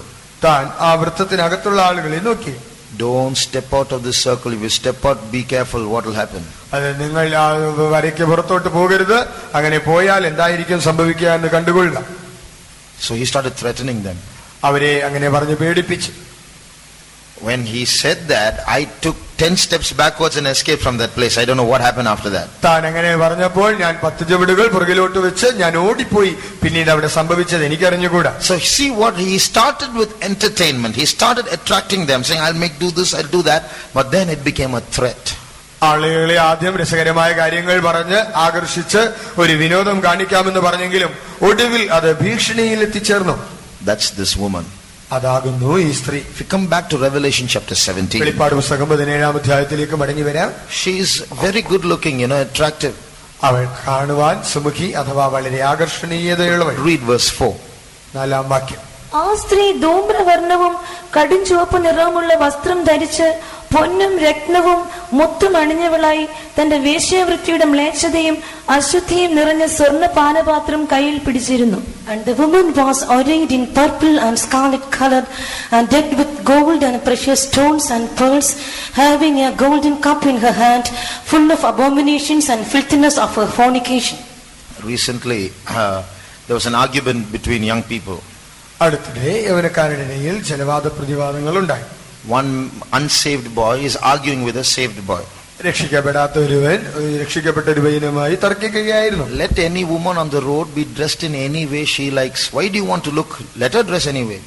അതെ, ഒരു സ്ത്രീ റോഡിൽ നടക്കുമ്പോൾ അവൾ തനിക്ക് ഇഷ്ടമുള്ള വസ്ത്രം ധരിച്ച് നടക്കട്ടെ, അത് അവളുടെ സ്വാതന്ത്ര്യമാണ്. നിങ്ങൾ എന്തുകൊണ്ട് അവളെ നോക്കുന്നു? Why do you want to? You look away from there. നീ അവളെ നോക്കാതെ മാറി നടക്കുന്നു. Let your mind be clean, then anybody dress anyway, you won't look. അതെ, നിന്റെ മനസ്സിനെ നീ ശുദ്ധമാക്കിക്കൊള്ളുക. മറ്റുള്ളവർ എന്ത് വസ്ത്രം ധരിച്ചാലും പിന്നീട് നിന്നെ അത് ബാധിക്കുകയില്ല. But all that dressing is so that they may look, isn't it? The dressing that the women do in this world is so that other people might look. അവൾ ധരിക്കുന്നതായ വസ്ത്രം അതുകൊണ്ടാണല്ലോ മറ്റുള്ളവരെല്ലാവരും തന്നെ അവളെ നോക്കുന്നത്. He in his conversation was trying to justify the dressing. അവൻ തന്റെ സംഭാഷണത്തിൽ ആ വസ്ത്രധാരണത്തെ ന്യായീകരിക്കുവാൻ ശ്രമിക്കുകയായിരുന്നു. The unsaved person. ആ രക്ഷിക്കപ്പെടാത്തവൻ. So this woman is also dressing with the sole purpose of attracting others. ആകയാൽ ഇവിടെ കാണുന്ന ഈ സ്ത്രീയും മറ്റുള്ളവരെ ആകർഷിക്കുക എന്നുള്ളതായ ഉദ്ദേശത്തോടു കൂടിയാണ് വസ്ത്രം ധരിച്ചിരിക്കുന്നത്. And she's very successful. അവൾ അതിൽ വളരെ വിജയം നേടുന്നു. But she's called a whore. എന്നാൽ അവളെ മ്ലേച്ഛത എന്ന് വിളിച്ചിരിക്കുന്നു. Why? എന്തുകൊണ്ട്? Because she moves people away. She seduces people away from their true husband Christ. എന്തുകൊണ്ടെന്നാൽ ഇവൾ ആളുകളെ തങ്ങളുടെ യഥാർത്ഥ ഭർത്താവായ ക്രിസ്തുവിൽ നിന്ന് വ്യതിചലിപ്പിക്കുന്നു അഥവാ തെറ്റിക്കുന്നു. For this army, Jesus is the captain. ആകയാൽ ഈ സൈന്യത്തിന് യേശുവാകുന്നു സൈന്യനായകൻ. So the first thing that we as the army of Christ should check about ourselves. ആകയാൽ ക്രിസ്തുവിന്റെ സൈന്യം എന്ന നിലയിൽ നാം ഒന്നാമതായി നമ്മിൽ ആരാഞ്ഞ് കണ്ടെത്തേണ്ട കാര്യം എന്നത്, is this whore trying to influence us and our families in trying to slowly move us away from our relationship with our captain Christ? ഈ മ്ലേച്ഛത, ഈ അശുദ്ധി നമ്മുടെ സൈന്യനായകനായ കർത്താവായ യേശുവുമായുള്ള ബന്ധത്തിൽ നിന്ന് നമ്മെ തെറ്റിക്കുവാൻ, നമ്മെ വഞ്ചിക്കുവാൻ, നമ്മിൽ നമ്മുടെ കുടുംബങ്ങളിൽ പടിപ്പടിയായി പതുക്കെ കടന്ന് പ്രവർത്തിക്കുന്നുണ്ടോ എന്ന് നമ്മൾ ആരാഞ്ഞ് കണ്ടെത്തണം. How is our personal relationship with Jesus? നമ്മുടെ യേശുവുമായുള്ള വ്യക്തിപരമായ ബന്ധം എങ്ങനെയിരിക്കുന്നു? Can you say that Jesus is your personal friend? യേശു വ്യക്തിപരമായി നിങ്ങളുടെ അടുത്ത സ്നേഹിതൻ എന്ന് പറയുവാനാകുമോ? Did you talk to Jesus today? നിങ്ങൾ യേശുവുമായി സംസാരിച്ചോ? Did Jesus talk to you today? ഇന്ന് യേശു നിങ്ങളോട് സംസാരിച്ചോ? Is your heart emotionally attached to Jesus? നിങ്ങളുടെ ഹൃദയം വികാരപരമായി തന്നെ യേശുവിനോട് ബന്ധം പുലർത്തിയോ? When you close your eyes and pray, does your heart well up within you as though Jesus is next to you, as though he's your best friend? നിങ്ങൾ കണ്ണുകൾ അടച്ചപ്പോൾ കർത്താവായ യേശു നിങ്ങളുടെ അടുത്ത സുഹൃത്താണെന്നുള്ള നിലയിൽ നിങ്ങളുടെ ഹൃദയം യേശുവിനോടുള്ള സ്നേഹത്താൽ നിറഞ്ഞു കവിഞ്ഞുവോ? Let me make a confession. ഞാൻ ഏറ്റു പറയട്ടെ, I have spoken in tongues without any relationship with Jesus. ഞാൻ യേശുവുമായി ഒരു ബന്ധവുമില്ലാതെ തന്നെ അന്യഭാഷകൾ പറഞ്ഞിട്ടുണ്ട്. I have done so many ministries, I've preached so many sermons without any relationship with Jesus. യേശുവുമായി ഒരു ബന്ധമില്ലാതെ തന്നെ ശുശ്രൂഷകൾ ചെയ്തിട്ടുണ്ട്, ധാരാളം പ്രസംഗിച്ചിട്ടുണ്ട്. I made so many prayers without any Jesus in me. യേശു എന്നിൽ ഒട്ടുമില്ലാതെ തന്നെ ഞാൻ എത്രയോ പ്രാർത്ഥനകളും നടത്തിയിട്ടുണ്ട്. All that can happen like an outward show, a form of godliness, some kind of tradition. ഒരു വിധമായ ആചാരം അനുഷ്ഠാനം എന്ന നിലയിൽ ബാഹ്യമായ ഭക്തി പ്രകടനമായി ഇതൊക്കെയും ചെയ്യുവാൻ കഴിയും. So the question that we have to ask ourselves is, if we don't have that personal one-to-one relationship with Jesus, it might be that this whore is having some influence over us. ആകയാൽ വ്യക്തിപരമായി നാം ചോദിച്ച് മനസ്സിലാക്കേണ്ടതായ ഒരു കാര്യം എന്തെന്നാൽ, യേശു ക്രിസ്തുവുമായി വളരെ അടുത്ത അന്യോന്യമായ ഒരു സമ്പർക്കം, ബന്ധം നമുക്കില്ല എങ്കിൽ ഈ മ്ലേച്ഛത അവൾ നമ്മിൽ സ്വാധീനം ചെലുത്തുവാൻ തുടങ്ങിയിരിക്കുന്നു. Her job is to whisper pleasure into our ears to turn us away from being the bride of Christ. നമ്മെ ക്രിസ്തുവിന്റെ മണവാട്ടിയായി തീരാതവണ്ണം നമ്മുടെ കാതുകളിൽ ഇൻപത്തെ മന്ത്രിക്കുക എന്നുള്ളതാകുന്നു അവളുടെ ജോലി. Today there are hundreds of deceptions in this world.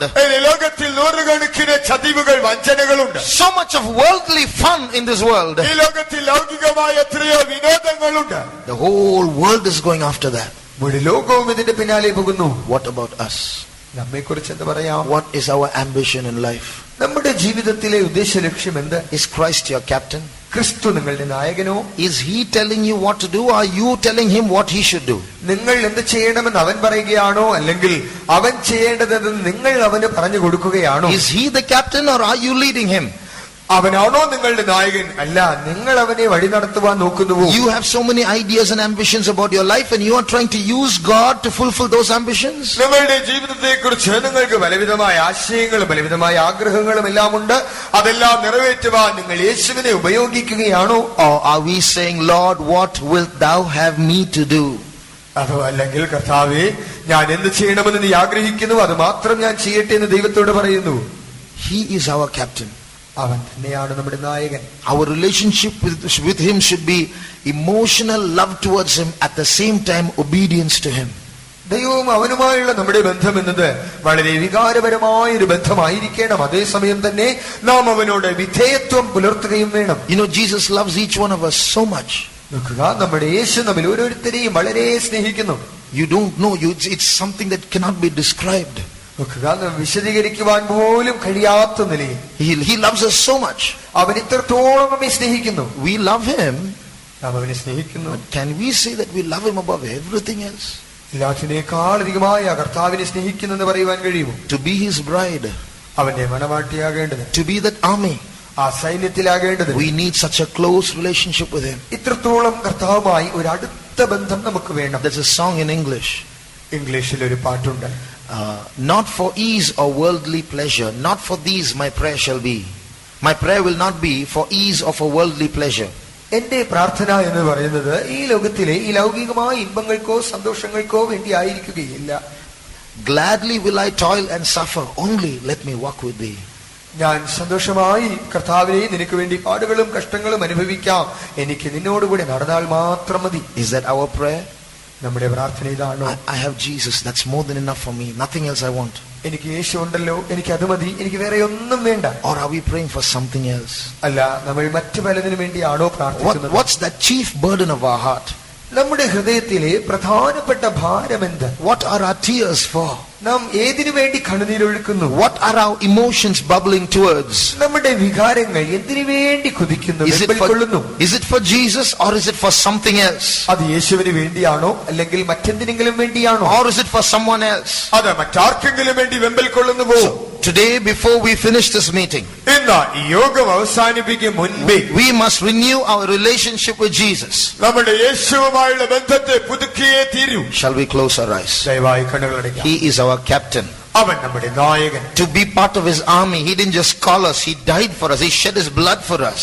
അവൻ സൈന്യത്തിലാകേണ്ടതിന് അവൻ നമ്മെ വെറുതെ വിളിക്കുക മാത്രമല്ല, അവൻ നമുക്ക് വേണ്ടി വന്ന പാടുകൾ അനുഭവിച്ച് മരിച്ച് തന്റെ രക്തം നമുക്കായി ചിന്തി. Don't allow that red-dressed woman to deceive you.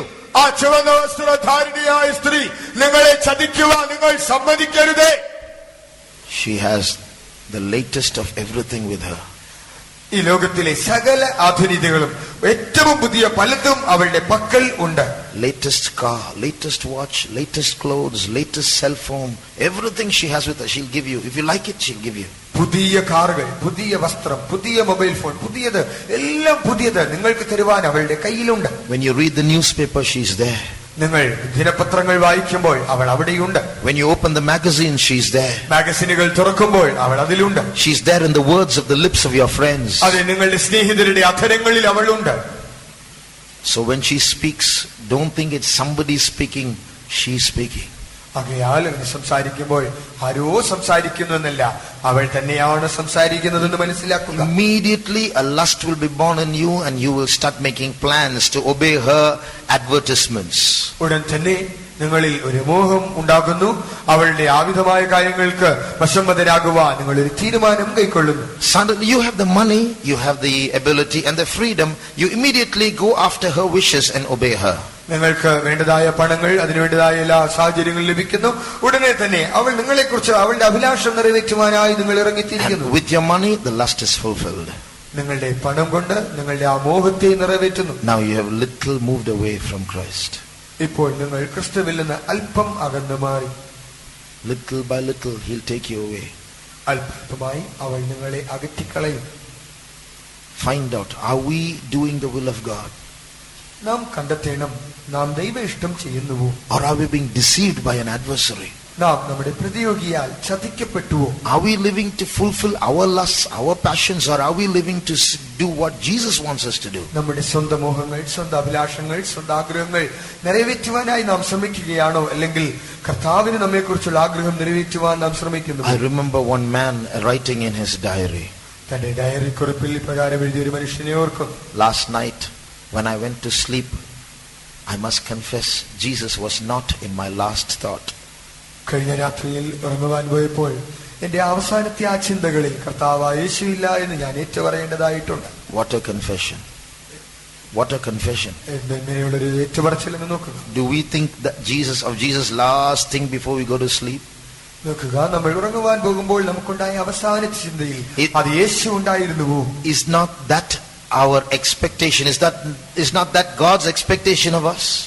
നമ്മെ കുറിച്ചുള്ളതായ ദൈവത്തിന്റെ പ്രതീക്ഷയും അത് തന്നെയല്ലേ? Is that not the way we should be? നാം ആയിരിക്കേണ്ടതായ വഴി ഇത് തന്നെയല്ലേ? We talk about so many things, we want so many things, we go for so many things. Where is Jesus? അനേക കാര്യങ്ങൾ നമ്മൾ സംസാരിക്കുന്നു, അനേക കാര്യങ്ങൾ ആഗ്രഹിക്കുന്നു, അനേക കാര്യങ്ങളുടെ പിന്നാലെ പോകുമ്പോൾ യേശു എവിടെ? Is Jesus the first person in our life? നമ്മുടെ ജീവിതത്തിൽ യേശു തന്നെയാണ് ഒന്നാമത്തെ വ്യക്തി. Is he the top priority in our life? നമ്മുടെ ജീവിതത്തിൽ ഏറ്റവും പ്രാധാന്യം അവനാണോ? Everything else is after him. മറ്റെല്ലാം അവന്റെ പിന്നാലെ മാത്രം. Even if I lose those other things, never mind, I want Jesus. ഞാൻ മറ്റു കാര്യങ്ങൾ മറ്റെല്ലാം നഷ്ടപ്പെട്ടു പോയാലും എനിക്ക് യേശു മാത്രം മതി. Let's ask ourselves a question. നമുക്ക് നമ്മോടൊരു ചോദ്യം ചോദിക്കാം. How many of you are not satisfied with your relationship with Jesus? നിങ്ങളിൽ എത്ര പേർ യേശുവുമായുള്ള നിങ്ങളുടെ ബന്ധത്തിൽ തൃപ്തിയില്ലാത്തവരായിരിക്കും? How many will say, yes, I have so much of tradition inside my life that true, rich, personal relationship with Jesus is missing? എന്റെ ജീവിതത്തിൽ വെറും ചടങ്ങുകൾ മാത്രമേ ഉള്ളൂ, കർത്താവായ യേശുവുമായുള്ള യഥാർത്ഥമായ വാസ്തവമായ സമ്പുഷ്ടമായ ആ ബന്ധം എനിക്ക് നഷ്ടപ്പെട്ടു പോയിരിക്കുന്നു. Those who will admit this, put up your right hand. അത് സമ്മതിക്കുന്നവർ നിങ്ങളുടെ വലങ്കൈ ഉയർത്തുക. I am also putting up my right hand. ഞാനും എന്റെ വലങ്കൈ ഉയർത്തിയിട്ടുണ്ട്. As I preach this word, it's pricking me. ഞാനിപ്പോൾ ഈ വാക്കുകൾ പ്രസംഗിക്കുമ്പോൾ വാസ്തവത്തിൽ അത് എന്നെ തന്നെ കുത്തുന്നു. And if it is pricking you, put up your hand. അത് നിങ്ങളെയും കുത്തുന്നെങ്കിൽ ദയവായി നിങ്ങളുടെ വലങ്കൈ ഉയർത്തുക. We must come back to Jesus. നമുക്ക് യേശുവിന്റെ അടുക്കലേക്ക് മടങ്ങി വരാം. That whore has no place in this church of God. ഈ ദൈവസഭയിൽ ആ മ്ലേച്ഛതയ്ക്ക് സ്ഥാനമില്ല. This is holy ground. ഏതൊരു വിശുദ്ധ ഭൂമി. We are called to be the bride of Jesus. നാം യേശുവിന്റെ മണവാട്ടിയാകുവാൻ വിളിക്കപ്പെട്ടവർ. Let's put down our hands. ഇപ്പോൾ കരം താഴ്ത്താം. 1 minute, let's all join together and pray. ഒരു നിമിഷം ഒത്തുചേർന്ന് പ്രാർത്ഥിക്കാം. This woman that is separating us from Jesus should get out of the church. നമ്മെ യേശുവിൽ നിന്ന് വേർപെടുത്തുവാൻ ശ്രമിക്കുന്ന ഈ സ്ത്രീയെ സഭയിൽ നിന്ന് പുറത്താക്കണം. I belong to Jesus. ഞാൻ യേശുവിന്റെ സ്വന്തം. I belong only to Jesus. ഞാൻ യേശുവിന് മാത്രം സ്വന്തം. Let's open our lips and say that. അതിനങ്ങൾ തുറന്ന് പറയാം. I belong to Jesus. ഞാൻ യേശുവിന്റെ സ്വന്തം. I belong only of that spirit of whoredom try to attack your family, നിങ്ങളുടെ കുടുംബത്തെ ആക്രമിക്കുവാൻ ഈ വിധമായ മ്ലേച്ഛതയെ ശക്തി ശ്രമിക്കുന്നുവെങ്കിൽ, that Jesus is going in front of us to fight the battle of Armageddon. ആ ഹർമഗദോൻ യുദ്ധത്തിൽ പടുത്തുന്ന യേശു നമുക്ക് യുദ്ധം ചെയ്യുവാൻ പോകുന്നു. He is going to stand in front of you to fight your battle against worldliness. അതിനാൽ നിങ്ങൾക്ക് വിരോധമായി ആ ലൗകികതയോട് യുദ്ധം ചെയ്യുവാൻ യുദ്ധമുന്നണിയിൽ നിന്ന് യുദ്ധം ആരംഭിക്കുന്നു. Is any sin struggling in your life? എന്തെങ്കിലും പാപങ്ങളുടെ ജീവിതത്തിൽ കളിക്കുന്നുവോ? Today Jesus is going to put an end to that sin. He's the destroyer of sin. അത് യേശു പാപവിനാശകനാകിയാൽ ഇന്ന് ആ പാപത്തിന് അന്ത്യം കുറിക്കും. Come to Jesus. യേശുവിന്റെ അടുക്കലേക്ക് മടങ്ങി വരിക. Jesus loves you. യേശു നിങ്ങളെ സ്നേഹിക്കുന്നു. Come to Jesus. യേശുവിന്റെ അടുക്കലേക്ക് മടങ്ങി വരുവിൻ. In Jesus' name, come to Jesus. In Jesus' യേശുവിന്റെ നാമത്തിൽ യേശുവിന്റെ അടുക്കലേക്ക് നിങ്ങൾ മടങ്ങി വരുവിൻ. In Jesus' name, we bind those strange powers that are separating you from your husband. നിങ്ങളുടെ ഭർത്താവിൽ നിന്ന് അകറ്റുന്ന ആ ശക്തികളെ യേശുവിന്റെ നാമത്തിൽ ഞങ്ങൾ ഇത് ബന്ധിക്കുന്നു. In Jesus' name, all those powers that are trying to take away your chastity, in Jesus' name, we bind those powers. നിങ്ങളുടെ വിശുദ്ധിയിൽ നിന്ന് നൈർമല്യത്തിൽ നിന്ന് നിങ്ങൾ അകറ്റുവാൻ ശ്രമിക്കുന്ന ആ ശക്തികളെ യേശുവിന്റെ നാമത്തിൽ ഞങ്ങൾ ഇത് ബന്ധിക്കുന്നു. Jesus is walking in our midst. നമ്മുടെ മധ്യേ യേശു നടകൊള്ളുന്നു. I'm not telling lies. ഞാൻ കള്ളം പറയുന്നില്ല. I'm not just saying something. I'm telling you, Jesus is walking in our midst. ഞാൻ നിങ്ങളോട് ഏതോ ഒരു കാര്യം പറയുകയില്ല. ഞാൻ പറയുന്നു, യേശു നമ്മുടെ മധ്യേ നടകൊള്ളുന്നു. He's looking at each one of us.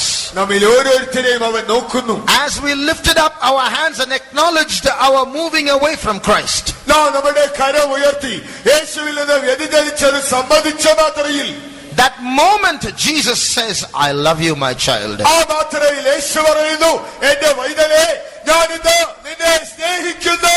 And God is going to send down His power to bring you back to Him. നിങ്ങളെ തന്റെ അടുക്കലേക്ക് കൊണ്ടുവരുവാനുള്ള ശക്തിയെ ദൈവം അയക്കുവാൻ പോകുന്നു. The Spirit of God is moving in our midst. ദൈവത്തിന്റെ ആത്മാവിവിടെ പരിവർത്തിക്കുന്നു. You talk to Jesus. യേശുവിനോട് നിങ്ങൾ പറയും. Tell Him, Jesus, I love you. യേശുവിനോട് പറയുക, കർത്താവേ, ഞാൻ നിന്നെ സ്നേഹിക്കുന്നു. Jesus, I want to love you even more. യേശുവേ, നിന്നെ ഞാൻ അധികം സ്നേഹിക്കട്ടെ. Jesus, I want to love you with all of my heart. യേശുവേ, എന്റെ മുഴു ഹൃദയത്തോട് ഞാൻ നിന്നെ സ്നേഹിക്കട്ടെ.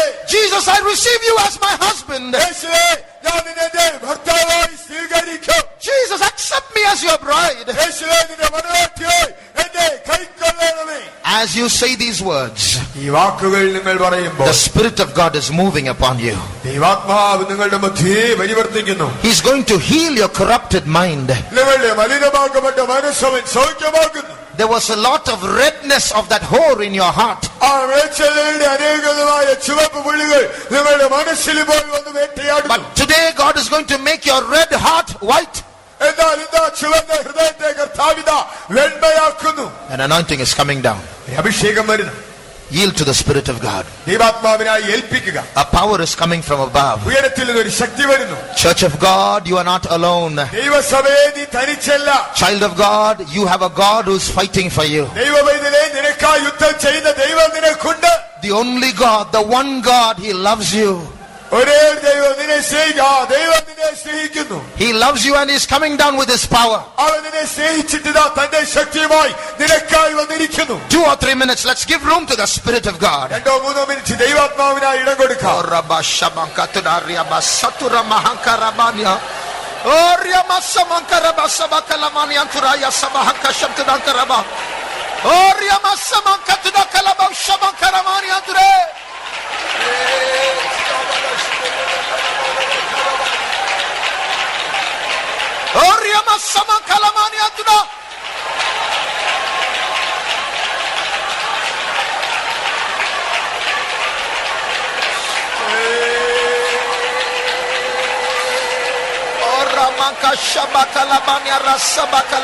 Today.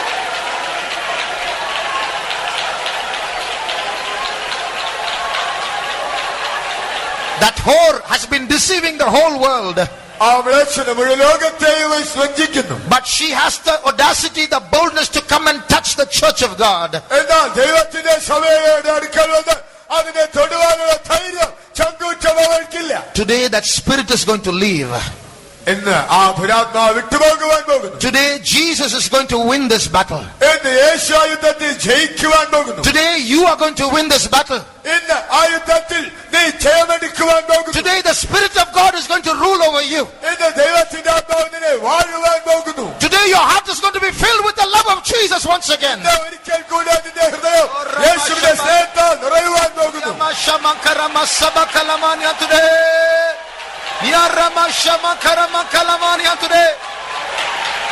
Jesus,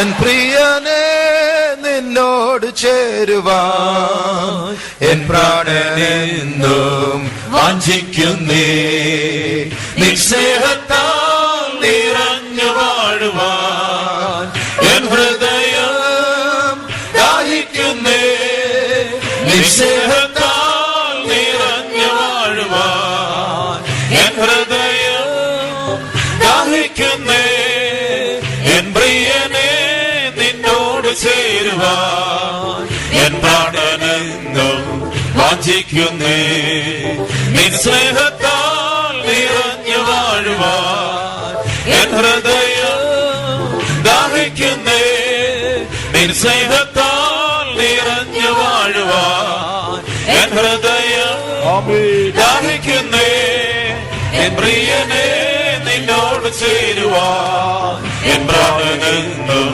വാഞ്ചിക്കുന്നേ നിൻ സ്നേഹത്താൽ നിറഞ്ഞു വാഴുവാൻ എൻ ഹൃദയം ദാഹിക്കുന്നേ നിൻ സ്നേഹത്താൽ നിറഞ്ഞു വാഴുവാൻ എൻ ഹൃദയം ദാഹിക്കുന്നേ നിൻ സ്നേഹത്താൽ നിറഞ്ഞു വാഴുവാൻ എൻ ഹൃദയം hallelujah hallelujah Hallelujah. Hallelujah. Hallelujah. Hallelujah. Amen. Jesus, Jesus, Jesus, Jesus, Jesus.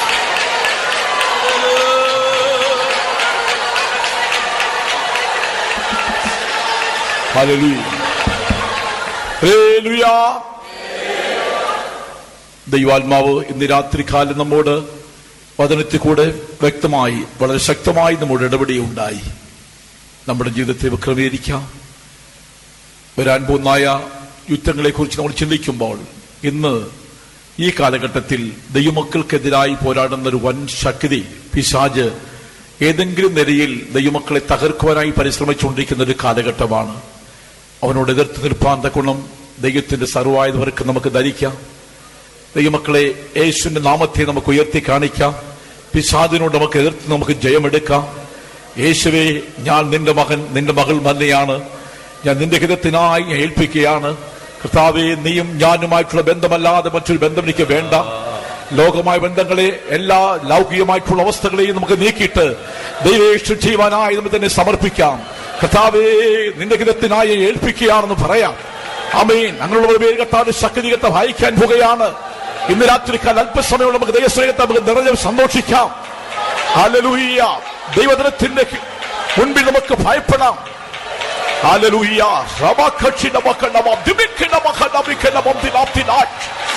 Lord, become the light.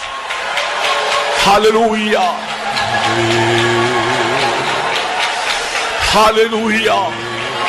Hallelujah. Hallelujah. Hallelujah. Hallelujah. ഈ കാലഘട്ടത്തിൽ നമുക്ക് ആവശ്യമായിരിക്കുന്ന ഒരു ശുദ്ധ ഹൃദയമാണ്, നല്ലൊരു മനസ്സാക്ഷിയാണ്. ശുദ്ധ ഹൃദയത്തോട് നല്ല മനസ്സാക്ഷിയോടുകൂടെ വിശുദ്ധിക്ക് വേണ്ടി മക്കൾ പോരാടി വിശുദ്ധിയോടെ കാത്തിരിക്കുന്നവർക്കായിട്ട് യേശു വേഗം വരാൻ പോകുകയാണ്. നിർമ്മലതയോടെ കാത്തിരിക്കുന്നവർക്കായിട്ട് യേശു വേഗം വരാൻ പോകുകയാണ്. നമ്മുടെ കർത്താവായ യേശു ക്രിസ്തുവിന് അനുരൂപരായി ജീവിക്കുന്നവർക്കായിട്ട് ലോകത്തിന്റെ മാലിന്യങ്ങളെ വിട്ടോടി നീതി, ഭക്തി, വിശ്വാസം, ശുദ്ധഹൃദയത്തോടെ നല്ല മനസ്സാക്ഷിയോടെ ജീവിക്കുന്നവർക്കായിട്ട് നമ്മുടെ പ്രിയൻ വേഗത്തിൽ വെളിപ്പെടാൻ പോകുകയാണ്. ഹല്ലേലൂയ. പ്രത്യാശയുടെ മക്കൾ ഇപ്പോൾ പാടിയ കോറസ് നമുക്ക് വീണ്ടും പാടാം. എൻ പ്രിയനേ നിന്നോട് ചേരുവാ എൻ പ്രാണനെന്നും വാഞ്ചിക്കുന്നേ നിൻ സ്നേഹത്താൽ നിറഞ്ഞു വാഴുവാൻ എൻ ഹൃദയവും ദാഹിക്കുന്നേ നിൻ സ്നേഹത്താൽ നിറഞ്ഞു വാഴുവാൻ എൻ ഹൃദയവും ദാഹിക്കുന്നേ എൻ പ്രിയനേ നിന്നോട് ചേരുവാൻ എൻ പ്രാണനെന്നും വാഞ്ചിക്കുന്നേ നിൻ സ്നേഹത്താൽ നിറഞ്ഞു വാഴുവാൻ എൻ ഹൃദയവും ദാഹിക്കുന്നേ നിൻ സ്നേഹത്താൽ നിറഞ്ഞു വാഴുവാൻ എൻ ഹൃദയവും ദാഹിക്കുന്നേ നിൻ സ്നേഹത്താൽ നിന്നോട് ചേരുവാൻ നിൻ സ്നേഹത്താൽ നിറഞ്ഞു വാഴുവാൻ എൻ ഹൃദയവും ദാഹിക്കുന്നേ നിൻ സ്നേഹത്താൽ നിറഞ്ഞു വാഴുവാൻ എൻ ഹൃദയവും ദാഹിക്കുന്നേ നിൻ സ്നേഹത്താൽ നിറഞ്ഞു വാഴുവാൻ എൻ ഹൃദയവും ദാഹിക്കുന്നേ നിൻ സ്നേഹത്താൽ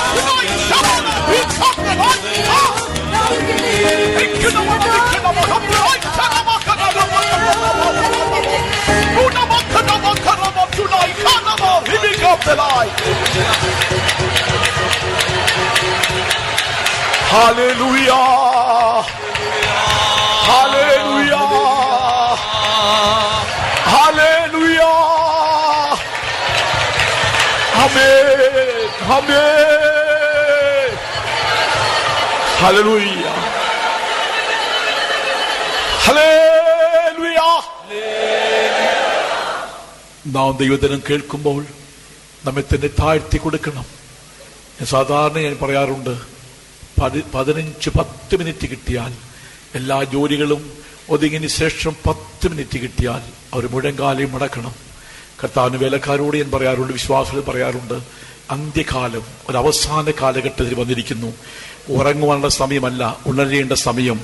തീക്ഷണതയോടെ ജപിക്കേണ്ട കാലഘട്ടം, എരിവോടെ ജീവിക്കേണ്ട കാലഘട്ടം, ഉണരേണ്ട കാലഘട്ടമാണ്. ഒരു അന്ത്യ കാലഘട്ടമാണ്. ഉണരാം, യേശുവിലേക്ക് അടുക്കാം, കൃപകളെ നമുക്ക് പ്രാപിക്കാം, ബലം നമുക്ക് പ്രാപിക്കാം, അഭിഷേകത്തെ പുതുക്കാം, വിശുദ്ധിക്ക് വേണ്ടി പോരാടാം, പ്രത്യാശയോടെ നമുക്ക് കാത്തിരിക്കാം. അവർക്കായി യേശു വേഗം വരാൻ പോകുകയാണ്. Jesus, why does he have to become the light? Amen. Hallelujah. Hallelujah.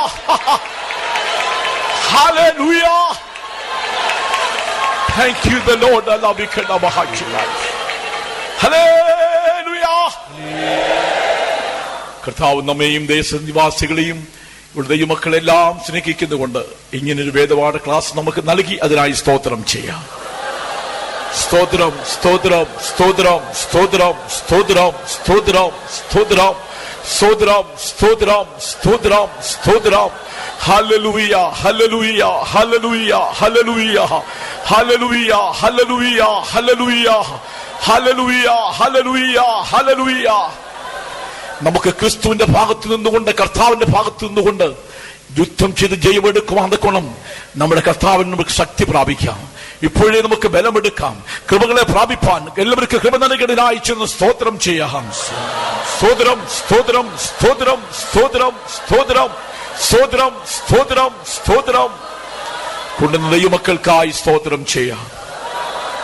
ദൈവത്തിന്റെ മാറ്റമില്ലാത്ത ആഴമേറിയ സത്യങ്ങളെ പഠിപ്പിക്കുവാൻ പ്രിയ ദാസന്മാർക്ക് ദൈവം കൃപ നൽകിയതുകൊണ്ട് സ്തോത്രം ചെയ്യാം. സ്തോത്രം, സ്തോത്രം, സ്തോത്രം. തുറന്നു നടക്കുന്ന എല്ലാ ദിവസങ്ങളും നടക്കുന്ന മീറ്റിംഗിന്റെ അനുഗ്രഹമാക്കി തീർക്കണം. അതിനായി സ്തോത്രം ചെയ്യാം. സ്തോത്രം. ദൈവമക്കൾ മടങ്ങിപ്പോകുന്ന യാത്രയെ സൂക്ഷിക്കേണ്ടതിനായി സ്തോത്രം ചെയ്യാം. സ്തോത്രം. ഇവിടെ വാഹനങ്ങളിലെല്ലാം ദൈവം സൂക്ഷിക്കേണ്ടതിനായി സ്തോത്രം ചെയ്യാം. കർത്താവിന്റെ കരുതലും സൂക്ഷിപ്പുണ്ടായിരിക്കേണ്ടതിനായി സ്തോത്രം ചെയ്യാം. പോകുന്ന വണ്ടിയിൽ കർത്താവിന്റെ വരവാണെങ്കിൽ എടുക്കപ്പെടുവാൻ എല്ലാവരെയും യോഗ്യരാക്കി തീർക്കേണ്ടതിനായി സ്തോത്രം ചെയ്യാം. തിരുവല്ലായി സെൻട്രൽ ലോക്കൽ വലിയ ഉണർവുണ്ടാകുന്നതിന് വേണ്ടി സ്തോത്രം ചെയ്യാം. സ്തോത്രം. മുടിലോകത്തിൽ വലിയ ഉണർവൈക്കടിനായി സ്തോത്രം ചെയ്യാം. വിശുദ്ധിക്ക് വേണ്ടി പോരാടുവാൻ കൃപ നൽകനായി സ്തോത്രം ചെയ്യാം. നിർമ്മല മനസ്സാക്ഷിയുടെ യേശുവിന്റെ അടുക്കുവാൻ കൃപ നൽകനായി സ്തോത്രം ചെയ്യാം. യേശുവിന്റെ ഭാഗത്ത് നിന്നുകൊണ്ട് കർത്താവിന് വേണ്ടി ജീവിപ്പാൻ കൊണ്ട് നമുക്ക് എല്ലാവർക്കും കൃപ നൽകനായി സ്തോത്രം ചെയ്യാം. Hallelujah, hallelujah. വരവിനായി നമ്മെ ഒരുക്കനായി സ്തോത്രം ചെയ്യാം. പിതാവാദയത്തിന് സ്തോത്രം, പുത്രനാം കർത്താവിന് സ്തോത്രം, പരിശുദ്ധാത്മാവാദയത്തിന് സ്തോത്രം, വേഗബന്ധ കർത്താവിന് സ്തോത്രം, ജയം നൽകിയ ദൈവത്തിന് സ്തോത്രം. ഹല്ലേലൂയ.